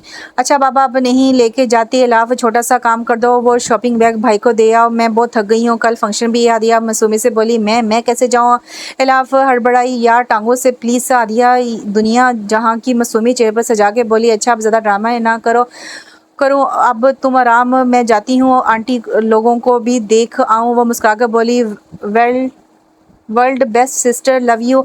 आदिया की आवाज़ बाहर तक आई और वो भी मुस्कुरा दी। पागल। दस्तक देकर अंदर दाखिल हुई। वो बेड पर ऊंधे मुंह पड़ा था। दस्तक की आवाज़ पर सीधा हुआ। इलाफ को देखकर सारा गुस्सा वापस आ गया। अब क्या दाद आन पड़ी है। वो बेजारी से बोला, नहीं वो ये बैग देना था आपको, इसने शॉपिंग बैग इसके पास रखा, मैं पूछ सकता हूँ ये क्या है।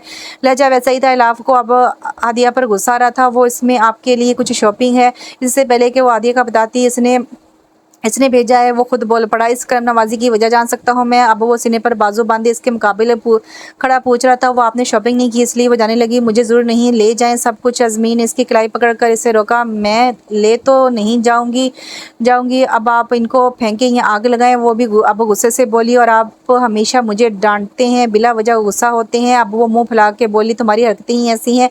इसने भी जवाब दिया, जी बिल्कुल, एक मेरी ही हरकतें आपको अच्छी नहीं लगती, बल्कि मैं ही नहीं अच्छी लगती आपको। वो जज्बात में बोल गई, मैं ये तो नहीं कहा कि तुम मुझे अच्छी नहीं लगती। अब इसने इसके लहजे में कुछ और अंदाज था, नहीं मैं तो ये कहना चाह रही थी कि आपके पास मेरे लिए सिर्फ डांट रह गई है। अब इससे भी गलत बोल गई, जिसका एहसास अजमीर के मायनी खेस जवाब से हुआ। और भी बहुत कुछ है, कभी फुर्सत में बताऊंगा। वो शौक हुआ। इलाफ ने अब यहाँ से खिसकने में ही आफियत समझी और वो दिल खोल के मुस्कुरा दिया। बाहर लॉन में सब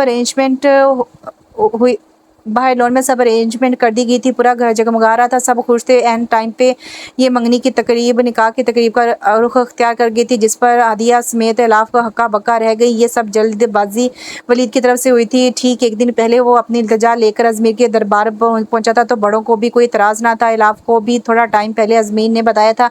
इलाफ का तो मुँह ही खुला रह गया था कुछ। वो अजमीर को पहली दफ़ा कुर्ता पहने देखकर हैरान थी, खूब जच रहा था वो। यार मुंह तो बंद करो, अजमीर इसकी हालत देखकर बोला, इतनी जल्दी ये तो प्लान नहीं था। अलावा शौक से पूछ रही थी, सब कुछ प्लान तो नहीं किया जाता, कुछ चीज़ें ऐसे ही इत्तफाकात से हमारी ज़िंदगी में आती हैं। अजमीर बात को अलग रंग में ले गया था। आदिया को तो इल्म भी नहीं है, इलाफ को अब इसकी फ़िक्र पड़ गई थी। अच्छा सुनो, तुम ज़रा मुहतार रहना, ये ना हो कि कोई अपने दिल के हाथों मजबूर वलीद के साथ साथ अपना काम भी निकलवा ले। अजमीर शर्त पर आमादा था। आप तो, इलाफ बोली, जी मैं बहुत हैंडसम हूँ, आपके लाए हुए कपड़ों में और भी अच्छा लग रहा हूँ, इसलिए आप कई बार मुझे देख चुकी हैं। अजमीर इसकी बात पूरी होने से पहले ही बोला था और इस पे चोट की थी जब वो इससे कमरे से निकलने पर देखकर देख कम घूर ज़्यादा रही थी। नहीं, वो तो मैं हाँ, ये देख रही थी कि आपने वो कपड़े पहन लिए हैं और आप नाराज़ नहीं हैं। अब इलाफ ने अपनी सफाई दी, वो भी खिलकर मुस्कुरा दी। अच्छा वैसे आज आप भी अच्छी लग रही हैं। अज़मी ने इसको देखकर कहा, मैं मामा को देख लूँ। मज़ीद बातों से बचने के लिए वो मेहमानों को देखने के लिए निकल गई। जब आदिया को पता चला तो वो शौक थी कुछ टाइम के लिए, पर वो वलीद के साथ ये खुशी भी बहुत पर वो वलीद के साथ पे खुश भी बहुत थी। निकाह जो एक अटूट बंधन था। कुछ देर में वो आदिया सिकंदर शाह से वलीद के नाम मसरूफ़ कर दी गई थी। इसे खुश देखकर सभी खुश और मुतमिन थे। इलाफ किसी काम से अंदर आए तो उससे अपने पीछे की मर्दाना आवाज़ सुनाई दी जो इससे ही मुखातिब थी। हेलो। थोड़े फासले पर लीज़े का भाई अली खड़ा था जो बिलाशुबा इससे ही मुखातिब था। जी इलाफ। और इसके अलावा इस वक्त कोई भी ना था क्योंकि बाहर तकरीब अरूज पर थी। वो इसे देखकर घबरा ही गई थी। इसने घबरा कर पूछा, कैसी हैं आप इलाफ? वो बेतकल्फ़ी से मुखातिब था जैसे इनमें वो बेतकल्फ़ी हो। जी ठीक हूँ मैं, वो खुशी से लहजे में कहती आगे बढ़ गई। मगर अरे रुके। तो इसने इसकी कलाई से पकड़कर रोका। इलाफ के तो होश उड़ गए। छोड़े, ये क्या बदतमीज़ी। इलाफ रो देने को थी। अगर इससे कोई देख लेता, इसकी तो जान जा रही थी। इससे बदतमीज़ी नहीं कहती। खैर मैं तो आपसे दोस्ती करना चाहता हूँ। वो कब से इलाफ को देख रहा था। कुछ वो आज लग भी अच्छी रही थी और उसके ख्याल में इसका कौन सा कोई सहारा था जो इसको डिफेंड करेगा। देखें, इलाफ की आवाज़ दम तोड़ गई थी जब इसने अजमीर की चिंगारती हुई आवाज़ सुनी। क्या हो रहा है यहाँ? अजमीर ने गुस्से से पूछा। इलाफ की कलाई अभी भी अली के हाथ में थी जो अली से 2 कदम के फासले पर थी। अजमीर ने गुस्से से सुर्ख आंखों से इलाफ को देखा। इलाफ के सर पर जैसे आसमान आन गिरा था। वो नजरें ना उठा पाई थी। बेशक वो गलत ना थी, मगर जैसे अली ने इसकी कलाई पकड़ी थी कोई भी गलत समझ सकता था। इसने तकलीफ से ज़ोर से आंखें मीच ली थी। कुछ नहीं, मैं तो इनसे कह रहा था कि आज ये बहुत अच्छी लग रही हैं। अली ने बेहुदगी की इंतहा कर दी थी और इलाफ के तो आंसू ही नहीं रुक रहे थे। अजमीर क्या सोचता होगा, वो ऐसी लड़की, ये सोच बहुत जानलेवा थी। जस्ट शट अप अली, दफ़ा हो जाओ। वो गरजा था। अली इसके गुस्से से वाकिफ था। चुपचाप बाहर निकल आए। और आप? अजमी ने अब इलाफ की तरफ देखा था। मेरा यकीन करें, मैं तो वो थर-थर कांप रही थी। इसमें इसका क्या कसूर था? बस घर मेहमानों से भरा है। हमारी इज्जत के लिए यही बेहतर है कि आप अपना हुलिया ठीक करके बाहर तशरीफ़ ले आएँ। अगर आपको ख्याल है। वो हाथ उठा के काटदार लहजे में बोला। वो फटी-फटी आंखों से देख रही थी। वो बाहर निकल गया था। इलाफ का चैन सुकून भी ले गया था। कोशिश के बावजूद वो बाहर ना जा सकी थी। कैसे उसकी आंखों में अपने लिए नफरत देख सकती थी। परवीन जब इसे बुलाने आई तो इसने तबीयत ख़राब का बहाना बनाकर माजरत कर दी। समीना बेगम ने जब सुना तो वो इसके कमरे की तरफ जाने को बेक कर आ रही से मुड़ी। मामा आप किधर जा रही हैं? मेहमान बस निकल रहे हैं। अब अजमीर माँ के करीब आके बोला, बेटा वो इलाफ को अचानक पता नहीं क्या हो गया है। परवीन कह रही इसकी तबीयत ख़राब है। वो फिक्रमंदी से बोली। अजमीर ने लब बींची, आप परेशान ना हो, बस इसके सर में दर्द है। मैंने परवीन को बोला इसे चाय और टैबलेट दे आए। आप मेहमानों को देखे। अजमीर ने माँ को तसल्ली दी। मैं फारिग होकर जाती हूँ। फिर इसके पास वो बोली, वलीद आदिया को डिनर पर ले जाना चाह रहा था। ये काम अपने भाई और भाभी के ज़रिए करवाया। वो दोनों कपल डिनर के लिए चले गए। बाकी मेहमान भी जा चुके थे। अजमीर का ध्यान ही किसी और बात में था। समीना बेगम ने कमरे में झांका तो वो कंबल ओढ़े हुए थी। इसके आराम का ख्याल करते वो आ गई, मगर कौन जाने इसको आज सुकून नहीं था मैसर। सारी रात वो सोचों में रही कि कब रो पड़ती, जब तकलीफ बर्दाश्त से बाहर होती। आज इसके सारे पुराने दर्द हरे हो गए थे। आज बेबसी और बेसहारा होने का दर्द और बढ़ गया था। वो इसे गलत समझ रहा था। इसने तकलीफ से ज़ोर से आंखें मीच ली थी। अपने किरदार की गवाही वो कैसे देगी?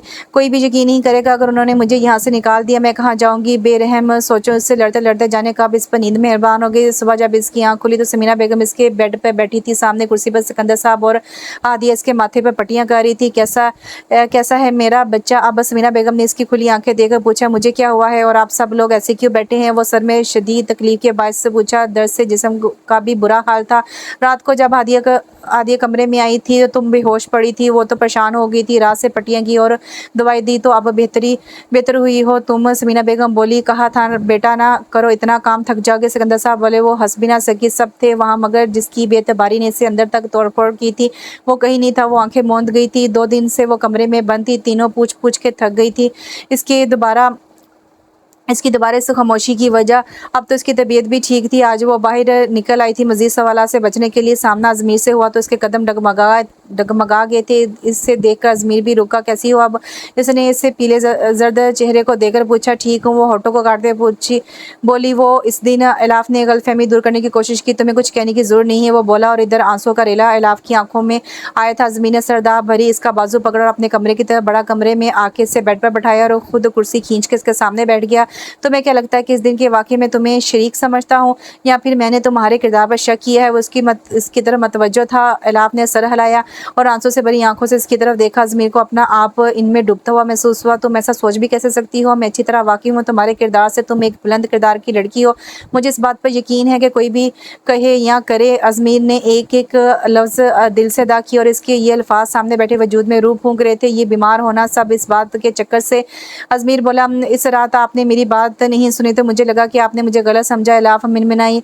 अब वो खुद को हल्का-फुल्का महसूस कर रही थी। इसका ये हरगिज़ मतलब नहीं कि तुम्हें मैं गलत समझा। घर में इस वक्त सब मेहमान थे। मैं नहीं चाहता था कि कोई तुम्हें इसे ऐसे देखे। कुछ मुझे इस अली पे गुस्सा था जो मैं ना निकाल सकता था। वो इसे समझा रहा था और तुम्हें पता तो है मेरे गुस्से का।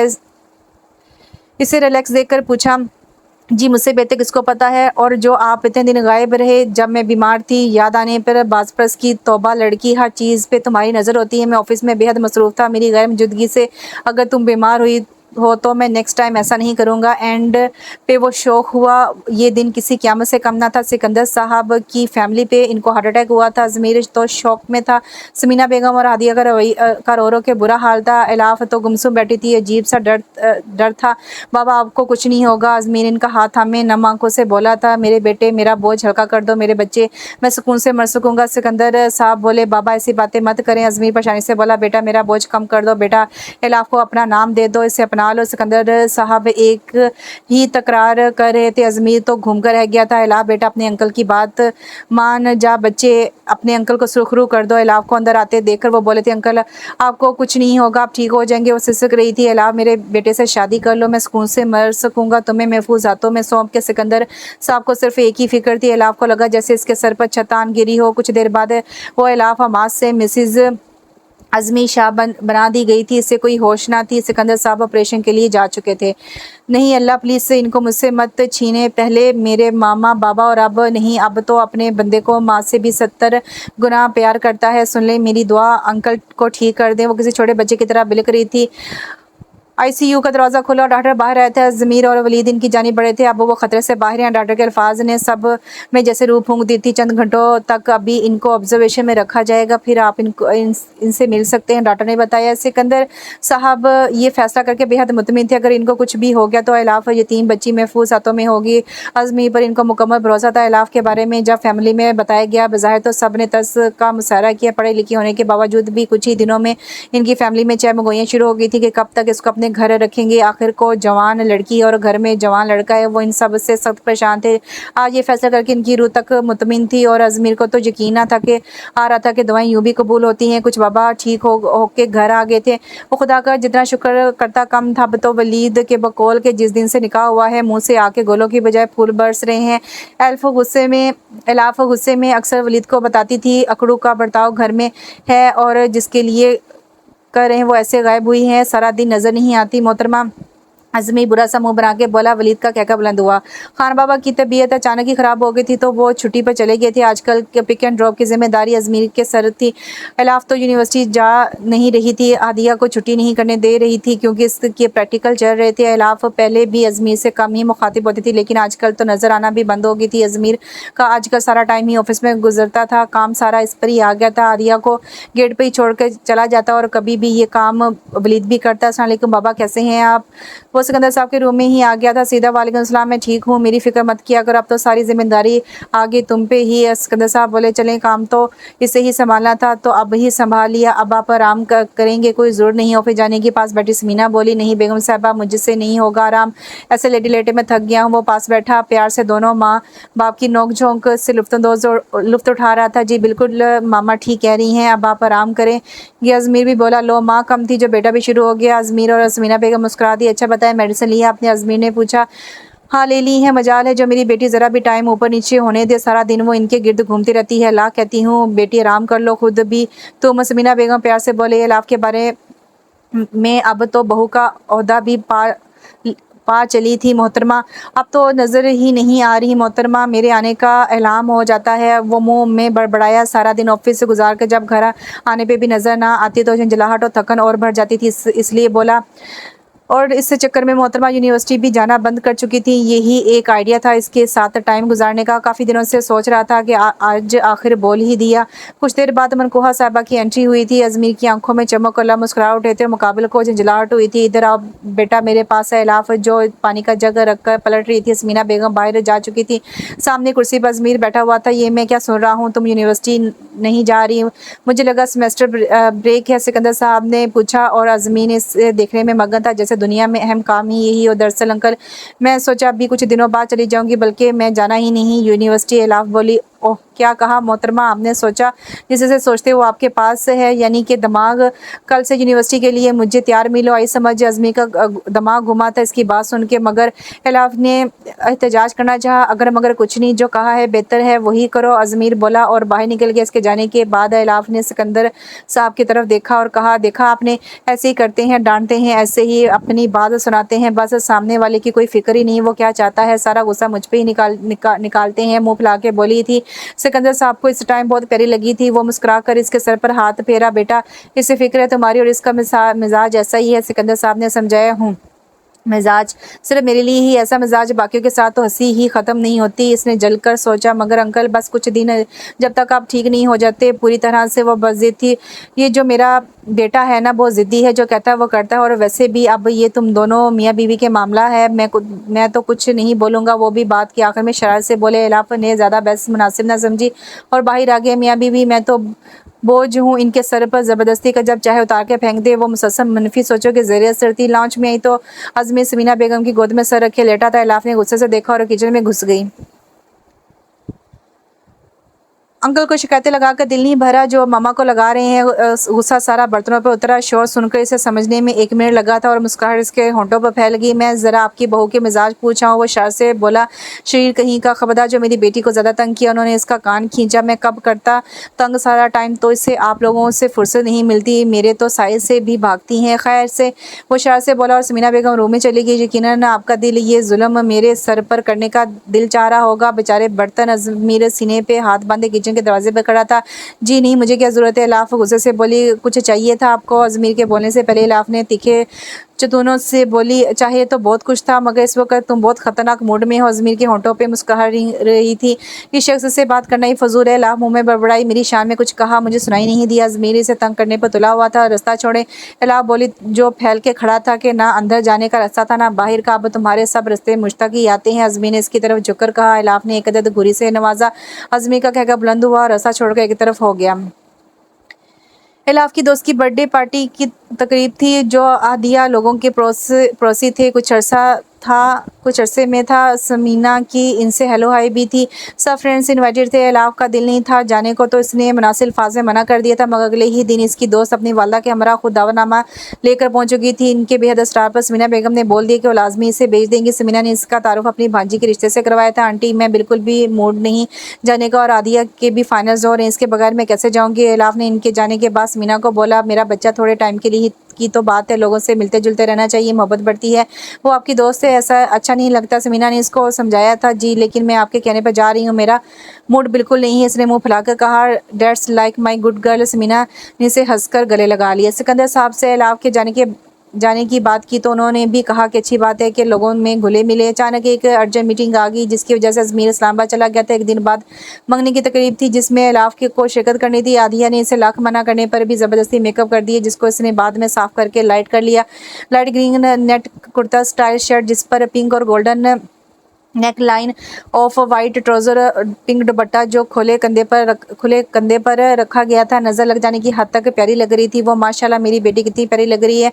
समीना ने देखकर इसकी पहचानी चूमी। ये भी मैं मुश्किल से रेडी किया है मोहतरमा को, वरना मुंह उठाकर चली जाना था। उन्होंने आदिया भी बोली, एंजॉय करना। इलाफ, मामा मैं चलती हूँ, मुझे वापसी पर देर हो जाएगी, प्रोजेक्ट भी आज ही सबमिट करवाना है। आदिया बैक वक्त दोनों से मुखातिब थी। काश आज मेरे भाई भी तुम्हारा ये रूप देख सकते। वो तो दिल ही हार जाते। इलाफ के कान में घुसकर शायद से कहकर बाहर निकल गई, ठहरो तुम ज़रा बदतमीज़। वो बुरी तरह से ब्लश होगी, मगर वो बाहर जा चुकी थी। अजमीर का जिक्र सुन के इलाफ के दिल ने एक बीट मिस की और शुक्र किया कि वो यहाँ नहीं है, मगर कौन जाने इसका ये शुक्र आर्जी था। रात को जब वो थका घर दाखिल हुआ तो लॉन्च में खामोशी थी, जिसको देखने की ख्वाहिश थी। सामने ना पाके थकन और झंझलाहट और हो गई थी। तुम आगे बेटा, कैसी रही मीटिंग? समीना बेगम ने लॉन्च में दाखिल हुई तो सामने बेटे को देखकर बोली और सर पर बोसा दिया। आपको देखकर एकदम फ्रेश है। अजमीर माँ को देखकर बोला, ये बातें तो अब तुम अपनी बीवी से बोला करो। समीना बेगम ने अजमीर को चिढ़ा, हाय ये तो हसरत ही है, वो देखे तो तब ना। ये जुमला सिर्फ वो सोच सका।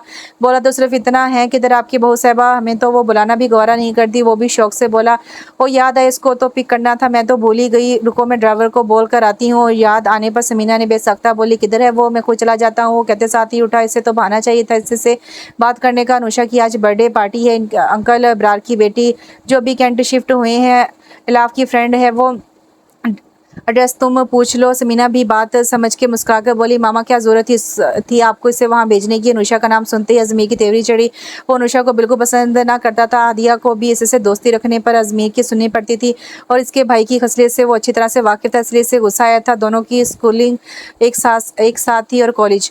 आदिया से पूछे आप एड्रेस? वो गुस्से से बोला, वो नहीं गई, इसके तो एग्जाम है। माँ की बात सुन के वो और इश्ताल में आ गया, मामा आप मुझसे तो पूछ लेती, आपने इसे भेजा ही क्यों? इसमें तो अक्ल है ही नहीं। मगर आप तो। वो गुस्से से गाड़ी की चाबी लेकर बाहर निकला। Mister अकरू calling. इलाफ ने हाथ में पकड़े सेल को गौर से देखा, शायद इसको गलत नजर आ रहा हो। हेलो रिसीव करके कान को लगाया। मैं बाहर खड़ा हूँ, 1 मिनट में बाहर आ जाएं, सख्त लहजे में बोला था। आप तो इस्लामाबाद गए थे। इलाफ ने हैरत से पूछा, सारी जिंदगी वहाँ नहीं गुजारनी थी, आप बाहर तशरीफ लाए?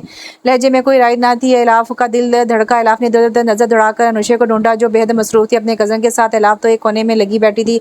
इस तरह तो उसने शुक्र अदा किया था कि अजमीर आ गया था। इससे अनुषा के भाई रजा के देखने से उलझन हो रही थी, जो मुसलसल यही काम किया जा रहा था। इलाफ को अपनी तरफ देखता पाकर अनुषा इसके पास आई। सॉरी डियर, तुम्हें टाइम ही नहीं दे पा रही। अनुषा ने माजरत की थी और साथ ही इसका चिचोरा भाई भी आ गया। आप बोर हो रही होंगी, आप आए, मैं आपको मेहमानों से मिलवाऊं। मौका मिलते रजा ने बात शुरू की, नहीं नहीं शुक्रिया, मैं अब चलूंगी, काफ़ी लेट हो गया है। इलाफ ने अनुषा से कहा, चले मैं आपको ड्रॉप कर दूं। इसने फिर अपनी खदमात पेश की। इलाफ का दिल किया इसका मुंह तोड़ दे, नहीं इसकी जरूरत नहीं है, अजमीर बाहर मेरा वेट कर रहे हैं। अजमीर का नाम लेते ही इलाफ को तहफ़्फ़ुज़ का एहसास हुआ। खूबसूरत साज जो इसकी रूह तक को शांत कर गया। वाह, चलो इसी बहाने अजमीर से मुलाकात हो जाएगी। अजमीर का सुनकर अनुषा बोली तो वो तीनों गेट की जानिब बढ़ गई। जब वो लोग बाहर आए तो अजमीर घर से टेक लगाए इंतजार में खड़ा था। इलाफ को देखकर अजमीर की आंखों में कई रंग आए। इस रूम में आज पहली दफ़ा देख रहा था, मगर पीछे आते चेहरों को देखकर वो रंग इश्तियाल में बदल गए थे। हेलो, अजमीर बहुत बेमरवत हुआ। अगर आ ही गए हो तो अंदर आइए, बगैर वापस जा रहे हैं? मुझे विश भी नहीं किया, वो एक अदा से बोली। माजा के साथ मुझे इस वक्त जल्दी है एंड हैप्पी बर्थडे। चलें अब, इंतहाई संजीदा अंदाज में वो बोला और इलाफ को देखा और इलाफ का नन्हा दिल धड़का था। इलाफ आपसे मिलकर बहुत अच्छा लगा, फिर जरूर आइएगा, इंतजार रहेगा। रजा इंतहाई लगावट से बोला। अजमीर का बस नहीं चढ़ रहा था कि उसका मुंह तोड़ दे। इसने सख्ती से लब बींच के कंट्रोल किया। अब हमें चलना चाहिए। इंतजार किए बगैर गुस्से से पलटा, गाड़ी में बैठकर जोर से दरवाज़ा बंद किया, जिसका मतलब था कि अब कोई बकवास नहीं। इलाफ भी दहल कर रह गई थी, वो भी जल्दी से बैठी। इसके बैठते ही गाड़ी हवा से बातें करने लगी। हिम्मत करके इलाफ ने इसे मुखातिब किया, आप तो इस्लामाबाद गए हुए थे? इसने डरते हुए पूछा, जो उस वक्त इंतहाई गुस्से में था। चेहरे से साफ पता लग रहा था, जी बिल्कुल, मगर बदकिस्मती से आ गया और मेरी वजह से आपकी पार्टी स्पॉइल हो गई, माजरत। वो कारदार लहजे में बोला था, नहीं मेरा वो मतलब नहीं था। इलाफ ने भी वजाहत दी। Just shut up Ilaf, this is too much. वो दाड़ा था। इलाफ सहम के दरवाजे के साथ जा लगी। कभी अपनी अकल का इस्तेमाल किया है कि नहीं? तुम्हें इतना भी पता कौन सी जगह पे जाना है और कहाँ नहीं? इसका गुस्सा कम होने का नाम नहीं ले रहा था। कुछ इस रज़ा की बातें कैसे बर्दाश्त करता, वो इसकी मनकूहा थी। अब मैं आंटी की इजाज़त से आई हूँ और अंकल ने। इलाफ हल्की सी आवाज़ें बोली, तुम्हारी शादी मुझसे हुई है, मेरी फैमिली से नहीं। एक मेरी बात का ही तुम्हें असर होता है, ना ही कोई परवाह है। इसकी बात पूरी होने से पहले वो बोला था, अगली दफ़ा अगर ऐसा कुछ हुआ तो जिम्मेदार तुम खुद होगी। नतीजा इस दफ़ा तो मैं कंट्रोल कर लिया। अब अपना आप मैं हरगिज़ बर्दाश्त नहीं कर सकता ऐसी जगह तुम्हारे लिए। और सबसे बड़ी बात मैं मेरी इल्म में लाए बगैर तुम इन अजनबियों के बीच में थी।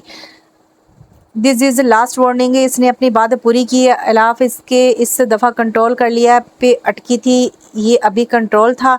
बाकी रास्ता खामोशी से कटा। इलाफ ने भी इसे दोबारा मुखातिब करना मुनासिब ना समझा। अगले दिन इलाफ जब भी इस नज़र आई तो इसका मुंह फुला हुआ था। अव्वल तो अजमीर की तरफ देख ही नहीं रही थी और अगर नज़र पड़ जाती तो मुंह फेर लेती। गुस्सा तो अब अजमीर का कम हो गया था। कुछ मामा ने बताया कि वो इनके स्टार पर गई थी। कुछ गुस्सा इसकी गुस्से से भरपूर सूरत देख कर उतर गया था। मुँह किस खुशी में फुला हुआ है। वो जब वो किचन मैं किसी काम से गई तो अजमीर भी पीछे हो लिया, अब सर पर खड़ा पूछ रहा था आपको जैसे क्या मतलब, गुस्सा भी जूं का तू था, टका सा जवाब देकर वो फिर काम में लगी। अब मेरे सारे मतलब तुमसे ही तो है, वो मूड ठीक करो। अजमीर ने इसकी कलाई पकड़ के इसका रुख अपनी तरफ किया। मुंह मेरा, मूड मेरा, मैं जो मर्जी करूँ, आपको जैसे क्या।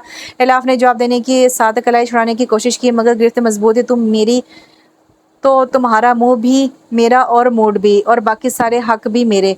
वो शरारत से भरपूर अंदाज में बावर करवा रहा था। आप, वो गुस्से से बोली, मैं भी तुम्हारा।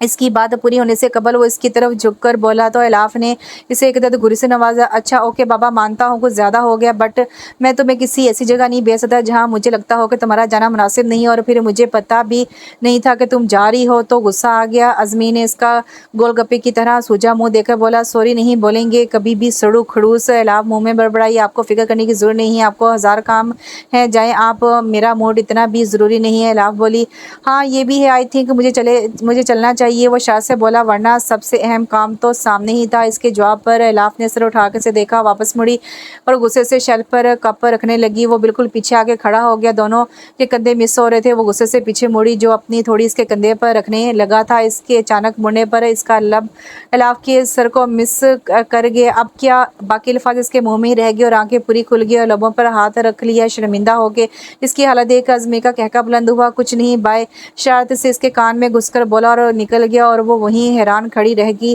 धड़कते दिल के साथ। मामा मैं आ जाओ, इलाफ ने अंदर झांक कर पूछा। हाँ बेटा, तुम पूछ क्यों रही हो, आओ इधर मेरे पास। समीना बेगम ने प्यार से इसे बेड पर बैठा लिया। क्या कर रही हैं मामा, आदिया के बाद कितनी अकेली हो जाएंगी आप, मुझे तो बहुत याद आएगी। वो समीना बेगम की गोद में सर रखकर लेट गई। बात तो सच है, लेकिन बेटियों ने एक ना एक दिन अपने घरों को तो जाना ही होता है। वो भी नम लहजे में बोली थी, मैं तो बहुत उदास हो जाऊंगी। इलाफ को अपनी दोस्त के दूर जाने का दुख था।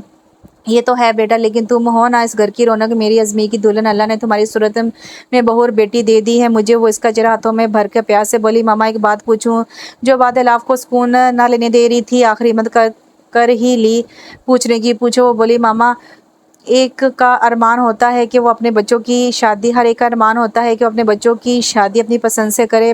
मामा प्लीज़ मुझे सच बताएं, मुझे अच्छा लगेगा अगर आप मुझसे कुछ शेयर करेंगी। वो हिम्मत करके बोली, देखो बेटा, मुझे तुम्हारे अंकल के फैसले से कोई इतराज़ नहीं, बल्कि ये तो खुशकिस्मती है कि हमारी तुम जैसी बेटी। और जहाँ तक सोच की बात है तो मैंने अलीज़े को सोचा था, वो बता रही थी अपने शक की तस्दीक पे। इलाफ के अंदर कुछ टूटा था। मुझे भी यही लगता है मामा, मेरा और अजमीर का कोई जोड़ नहीं। मामा वो कहाँ और मैं कहाँ। वो आंसू को रोकने के लिए कुछ देर खामोश हुई।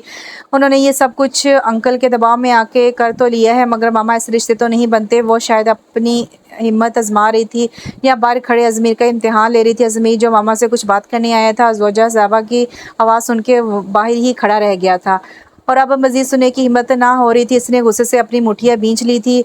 आप इनकी शादी करवा दें मामा, मैं कुछ नहीं कहूँगी, भला मैं क्या कह सकती हूँ। आप अलीज़े से करवा दें इनकी शादी, में इनके काबिल नहीं। आंसू गाल गाल पर गिर रहे थे। अज हद खुशी हुई है मुझे आपके ख्यालात जान के। चले अच्छा हुआ आप खुद रास्ते से हट गई हैं। अजमीर दरवाज़ा खोल के अंदर दाखिल हुआ और अब वो चिंगाड़ रहा था।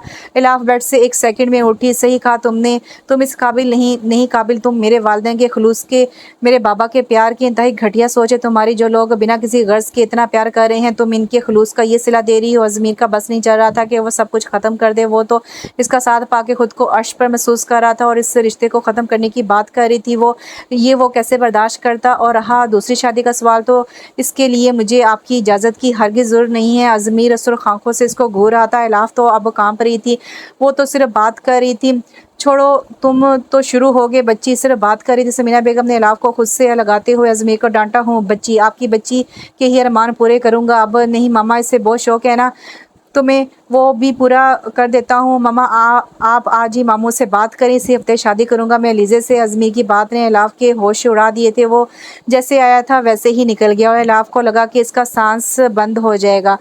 वो फटी नज़रों से समीना बेगम को देख रही थी। मामा मैं तो सिर्फ एक बात की थी, मगर वो देखिए कितना गुस्सा हो गए। वो हिचकियों से रो रही थी। मामा मेरा हरगिज़ वो मतलब ना था। मैं कहा था ना कि वो मुझे पसंद नहीं, वो मुझे नहीं पसंद करते। असल दुख ही इस बात का था। नहीं बेटा, तुम उल्टा मत सोचो, कुछ भी नहीं होगा, मैं हूं ना। वो इसके आंसू साफ कर रही थी। और तो अपने शोहर की दूसरी शादी करवा रही थी, इसकी बातें सुन के तुम्हारा ये हाल है पागल। वो असल बात समझ के हंस के बोली, मामा वो बहुत नाराज़ हो गए हैं। इलाफ का ध्यान अभी भी इसके गुस्से में अटका था। कुछ नहीं होता, तुम फिक्र ना करो, उन्होंने इसे तसल्ली दी। आज दूसरा दिन था, ना ढंग से खाता था ना पीता था, घर सिर्फ सोने ही आता था। इलाफ वो खुद इसके सामने आने से इज्तनाब कर रही थी। किधर होते हो आजकल बेटा, मैं कल से तुमसे बात करना चाह रही हूँ। समीना बेगम ने इसके कमरे में दाखिल होकर पूछा। बस कुछ बिजी था, कुछ काम था, मुझे बुला लेती। माँ को अंदर आते देखकर पूछा, इधर आओ जरा मेरे पास। उन्होंने बेड पर बैठते हुए अजमीर को पास बुलाया, जो फाइल खोले बैठा था। इनके पास आया और इनकी गोद में सर रखकर लेट गया। कल मेरे बेटे को इतना गुस्सा क्यों आया था और अभी तक भी वही मूड है क्यों बेटे? वो इसके बालों में उंगलियां चला रही थी। मामा बात ही ऐसी थी, आप खुद सोचे, मेरी बीवी है, वो थोड़ा थोड़ा भी ट्रस्ट नहीं मुझ पे, बिल्कुल भी अकल नहीं है इसमें। वो गुस्से से बोला, और तुम मुझे बताओ कब करूं तुम्हारे मामू से बात? उन्होंने जानबूझ के बेटे को छेड़ा। मामा आपने ऐसा सोचा भी कैसे? आप हरगिज नहीं बात करेंगी इनसे। वो करंट खा के सीधा हुआ। वो क्यों? कल तो बहुत गुस्से में कहा था इसी हफ्ते ही करूंगी शादी। मुझे लगा तुम इसे पसंद। वो बेटे के दिल की बात जानना चाह रही थी। बिल्कुल नहीं मामा, मैं कभी लीजे के बारे में नहीं सोचा, और वो सब आपकी बहू साहबा की अकल ठिकाने लाने के लिए बोला था, मगर इसको तो कोई फ़र्क ही नहीं पड़ता। वो मुंह फुला के बोला, मुझे तो पहले ही शक था। वो हंसकर बोली, मेरी ज़िंदगी में वो पहली लड़की है मामा, एक वो ही नहीं संभाली जा रही, दूसरी का तो सवाल ही नहीं पैदा होता। वो इसको तो मेरी ना कोई फिक्र है ना परवाह। अहमक। वो बड़बड़ाया, देखो बेटा, जिससे लड़की की शादी होती है वो इससे अपना सब कुछ मानती है। हाँ, झिझक की और शर्म की वजह से कुछ भी कह नहीं पाती। निकाह है ही एक ऐसा बंधन है, इलाफ के जिन हालात में निकाह हुआ वो मुख्तलिफ थे। वो इसे समझा रही थी, कम से कम आपकी बहू तो मुझे अपना कुछ नहीं मानती, बाकियों का मुझे नहीं पता। इसने शिकवा किया ये। अब तुम जानने की कोशिश करो, अपने से अंदाजे मत लगाओ बेटा। निकाह के बंधन में बहुत ताकत होती है। इस दिन तो वो वैसे ही अपना डर जाहिर कर रही थी। जिन हालात में अब सब कुछ हुआ, ये सवाल जहन में आना कुदरती बात है। वो इनको समझा रही थी, वो इसको समझा रही थी। इसने सर हिलाया। अगले दिन अजमीर की पुप्पो पाकिस्तान आ गई। वो लंदन से 4 साल बाद आ रही थी। सरप्राइज़ दिया था। अजमीर अपनी पुप्पो के बेहद करीब था। साथ इनकी बेटी भी आई थी, एलिज़े की भी इनकी बेटी से अच्छी खासी दोस्ती थी, तो वो भी आज इधर ही आ गई थी। रात ज़्यादा होने की वजह से वो इधर ही रुक गई थी। सभी खुश थे। इलाफ का तो कल वाले वाक़े से दिल ही बोझल था। कुछ अजमीर का रवैया, ऊपर से लिज़े भी इधर ही थी। इधर आओ मेरे पास, यहाँ बैठो। अजमीर की पुप्पो को ये लड़की बहुत प्यारी लगी थी। इस प्यार पर सिकंदर साहब बेहद खुश थे। इनकी बहू इनकी बहन को भी अच्छी लगी थी, मगर शादी वाली बात पता नहीं थी किसी को। भाई ये बच्ची बहुत प्यारी है, उन्होंने इससे प्यार से खुद में बींचा। सब लॉन्च में ही थे। बच्चों की महफिल बड़ों से अलग थी। वो अपनी बातों में लगे थे, कह के पढ़ रहे थे। इनके वलीद भी इधर ही था। अजमीर तो आज ज़्यादा ही खुश था। इलाफ के दिल को कुछ हुआ, वो तो इसकी तरफ देख भी नहीं रहा था जिसको मैं प्यारी लगना चाहूँ। इसने तो नज़र उठा के भी नहीं देखा। इलाफ ने जल के सोचा, इसका दिल चाह रहा था कि इसको इस इग्नोरेंस पे रो ही दे। मामा मैं चाय का कह आऊँ? इलाफ बोली, हाँ बेटा। बच्चों आप लोग भी बताओ क्या लोगे? समीना बेगम वही ऊँची आवाज़ में बोली थी, जो अपनी बातों में मगन थे। ख़ास नोटिस ना लिया था इलाफ। अब इनके पास खड़ी बच्चों के सर पर बगौर समीना बेगम इनके ऑर्डर का इंतजार कर रही थी। आज वो ज़रूरत से ज़्यादा सास हो रही थी। वहाँ कोई इसकी तरफ मतवज्जो न था। वो बेवकूफ़ों की तरह वहाँ खड़ी इनके बोलने की मुंतज़िर थी। अज़मीर ने सरसरी से नज़र उठा के देखा तो सामने वो भरी आंखों से खड़ी नजर आई। आंसू झलकने को बेकरार थे। इलाफ आप जाएँ, जिसने जो लेना होगा वो खुद बनवा लेगा, और मेरा पता ही है आपको मैं इस वक्त क्या लेता हूँ। इसकी हालत का बखूबी अंदाज़ा हो रहा था अज़मीर को, इसलिए वो बोला। लीज़े तो अज़मीर की आखिरी बात सुन के ही गुस्से में आ गई और नफरत से इलाफ को देखा। इलाफ वहाँ से निकलती गई। किचन में आके रुके। आंसू फिसलते के गालों पे खुद को संभालते हुए इसने चाय बनाने के लिए चीज़ें निकालना शुरू की थी। मैं बनाती हूँ, आप जाके बैठ जाओ। बेटा क्यों अलग तकल्लुफ़ करती हो खुद को दूसरों से? परवीन भी इसको समझाना शुरू होगी। वो इलाफ की तबीयत से वाकिफ़ थी, इस घर की पुरानी वफादार मुलाजमा थी। नहीं परवीन भी, मैं खुद बना लूँगी, आप अज़मीर के लिए कॉफ़ी बना दें। इलाफ हल्के से बोली, और वैसे भी इन लोगों में मेरा क्या काम? वो अजीज़ से बोली, लो भला तुम्हारा काम क्यों नहीं? फ़र्द हो तुम इस घर की। परवीन भी को पता था इसने इलाफ की अकल पर मातम किया। कुछ लोग सब कुछ होने के बावजूद भी खाली हाथ रह जाते हैं, जैसे मैं। वो खुद तरसी का शिकार थी। पता नहीं क्या बोले जा रही हो तुम, ऐसी बातें नहीं मुंह से निकालते। उन्होंने इसे डांटा। इलाफ के जाने बाद सुकून तो इसे भी एक पल के लिए ना आया था। बार बार आंसू से भरी आंखें घूम रही थी। इसे तकलीफ में भी नहीं देख सकता था, और ये सारा इग्नोरेंस का वो जानबूझ कर कर रहा था ताकि इसकी अकल ठिकाने आए। वो उठा और कदम खुद ब खुद किचन की तरफ बढ़ते गए। परवीन भी किचन में ना थी, और वो कॉफ़ी को फेंटने में मशगूल थी। इस शौक की वजह जान सकता हूँ, वो कठोर लहजे में बोला। इलाफ ने नज़र उठा के इसे देखा और फिर कपों में चाय डालने लगी। कुछ पूछ रहा हूँ, वो चीखा था। वो बुरी तरह हड़बड़ाई और वो और गर्मा-गर्म चाय कप की बजाय हाथ पर पड़ी, वो सिसक रहेगी। तुम देखकर कोई काम नहीं कर सकती, ध्यान किधर रहता है तुम्हारा? इसका हाथ थामे अब वो इसे डाँट रहा था जो सुर्ख हो गया था, एक तकलीफ में थी और ऊपर से वो डाँट रहा था, आँसू में और शिद्दत आ गई थी। हाथ पकड़े इसे चेयर खींचकर इस पर बैठाया, खुद भी मरहम ढूँढ कर इसके सामने चेयर खींचकर इसके हाथ पर लगाने लगा। अगर ये सब कुछ पिछले वाक़ये के ज़ेरे असर हो रहा था तो कोई फ़ायदा नहीं, जो मैं एक बार ठान लेता हूँ तो वो करता हूँ। वो अभी भी बाज़ न आया था और वैसे भी वो तुम्हारी ही सो कॉल्ड ख्वाहिश है। आफ्टर ऑल वो हंकारा भरकर बोला, मैं खुद कर सकती हूँ। इलाफ ने अपना हाथ खींचा, इसे सफाकी की इसे उम्मीद न थी। वो यहाँ से जल्द जाना चाहती थी मगर दूसरी तरफ को असर ना हुआ। अच्छा, और क्या-क्या कर सकती हैं आप? मेरी शादी तो आप करवा ही रही हैं। वो दिल जलने से बाज ना आया और हंसा। इलाफ की हालत बुरी थी। आंसू रोकने के चक्कर में इलाफ ने फिर हाथ खींचने की कोशिश की। खुद को जितना दूर करोगी इतना ही पास आती जाओगी। अज़मी ने इसे एक झटके से खुद के करीब किया और पुरशौक नज़रों से इसकी आंखों में झांक रहा था। बोलो अब, जब दूर होती हो तब तो बहुत शिकवे शिकायत होती हैं, सब बोल दो अब जो भी दिल में है। अज़मीर गंभीर लहजे में कहता, इसे किसी और ही जहां में ले जाना चाह रहा था। आप नाहित बुरे हैं, बहुत बुरे हैं। इसका ज़ब्त भी टूटा था। अपने हाथों पे रखे इसके हाथों पे सर रख कर बुरी तरह बिलक उठी थी और इस बुरे इंसान के पीछे तुमने अपनी ये हालत बना ली। वो इसे सर को थपकते हुए बोला, कोई इतराफ़ चाह रहा था। इलाफ को एहसास हुआ तो उसने सर उठाया और बाहर को भाग गई। अज़मीर सर हिला के रह गया। कुछ ना तो कुछ करना ही होगा। अगली सुबह नाश्ते की टेबल पर सब आ गई थी। सब ने शुरू कर दिया था। इलाफ वैसे ही बैठी थी क्योंकि इसके हाथ में अभी भी दर्द था। हाथ हाथ भी दायां था। अरे बेटा करो नाश्ता तुम भी। इसने यूं ही बैठे देखकर अज़मीर की फूफो बोली, हाथ कैसा है अब तुम्हारा? अज़मीर ने इसके हाथ का पूछा तो इलाफ ने इसे गुर्रे से नवाजा तो वह मुस्कुरा दिया। क्या हुआ? इलाफ के हाथ को समीना बेगम ने पूछा। वो रात चाय बना रही थी तो हाथ में गिर गई। इलाफ ने बताया। किस सोच में थी जो हाथ ही जला लिया? लीज़ा ने तंज़िया बोली। हाँ बिल्कुल, ध्यान किधर था तुम्हारा? अज़मीर कब चुप बैठने वाला था। इलाफ का दिल किया कि जिस गर्म चाय की वो सिप ले रहा था वही इस पे उलट दे। साथ ही अज़मीर ने इलाफ की तरफ देखते अपनी एक आंख दबाई। नहीं तो वो अज़मीर में इलाफ के मुंह से घबराहट में उलट निकल गया। क्या मैं? वो मसनूई हैरत से बोला। होंठों पर मुस्कुराहट थी। बाकी सब भी हंस दिए। अलीज़े का तो बुरा हाल हो गया था गुस्से से। नहीं मेरा मतलब था मैं चाय बना रही थी तो साथ मेरा ध्यान कॉफ़ी में भी था। अज़मीर के लिए बना रही थी। इसने वजाहत दी और अज़मीर की तरफ देखने से गुरेजी किया। चलो अब टाइम पर मरहम लगाना, जल्द आ जाएगा आराम। समीना बेगम बोली। जी। वो नाश्ता किए बगैर टेबल से उठ गई। पीछे से अज़मीर ने माँ की तरफ देखा जिनकी आंखों में कोई पैगाम था। जैसे वो समझ के मुस्कुराया और नैपकिन से हाथ साफ करते उठ गया खुद भी। अलीज़े ने ये सब मुश्किल से बर्दाश्त किया हुआ इलाफ को कैसे बर्दाश्त कर सकती थी? इसकी इतनी केयर देख लेती हूँ तुम्हें भी मैं। वो तसव्वुर में इलाफ को लाते हुए बोली। कमरे में आके इलाफ ने हादिया को कॉल की जो यूनिवर्सिटी चली गई थी। क्या इमरजेंसी आ गई थी तुम्हें जो आज भी यूनिवर्सिटी चली गई? यूनिवर्सिटी में आजकल एनुअल फंक्शन की तैयारी चल रही है। अरे अरे हुआ क्या है बताओ तो? आदिया ने पूछा। मुझे लग गई है समझ, ये सिर्फ वलीद भाई के साथ टाइम गुजारने के बहाने हैं। इलाफ गुस्से से बोली। अच्छा अब बता भी चलो, तुमने सुबह सुबह क्या देख लिया जो इतने गुस्से में हो? मुस्कुरा के बोली, तुम्हारे भाई को। वो जलकर बोली, वाह इतनी दिलकश सुबह। आदिया शरीर से बोली।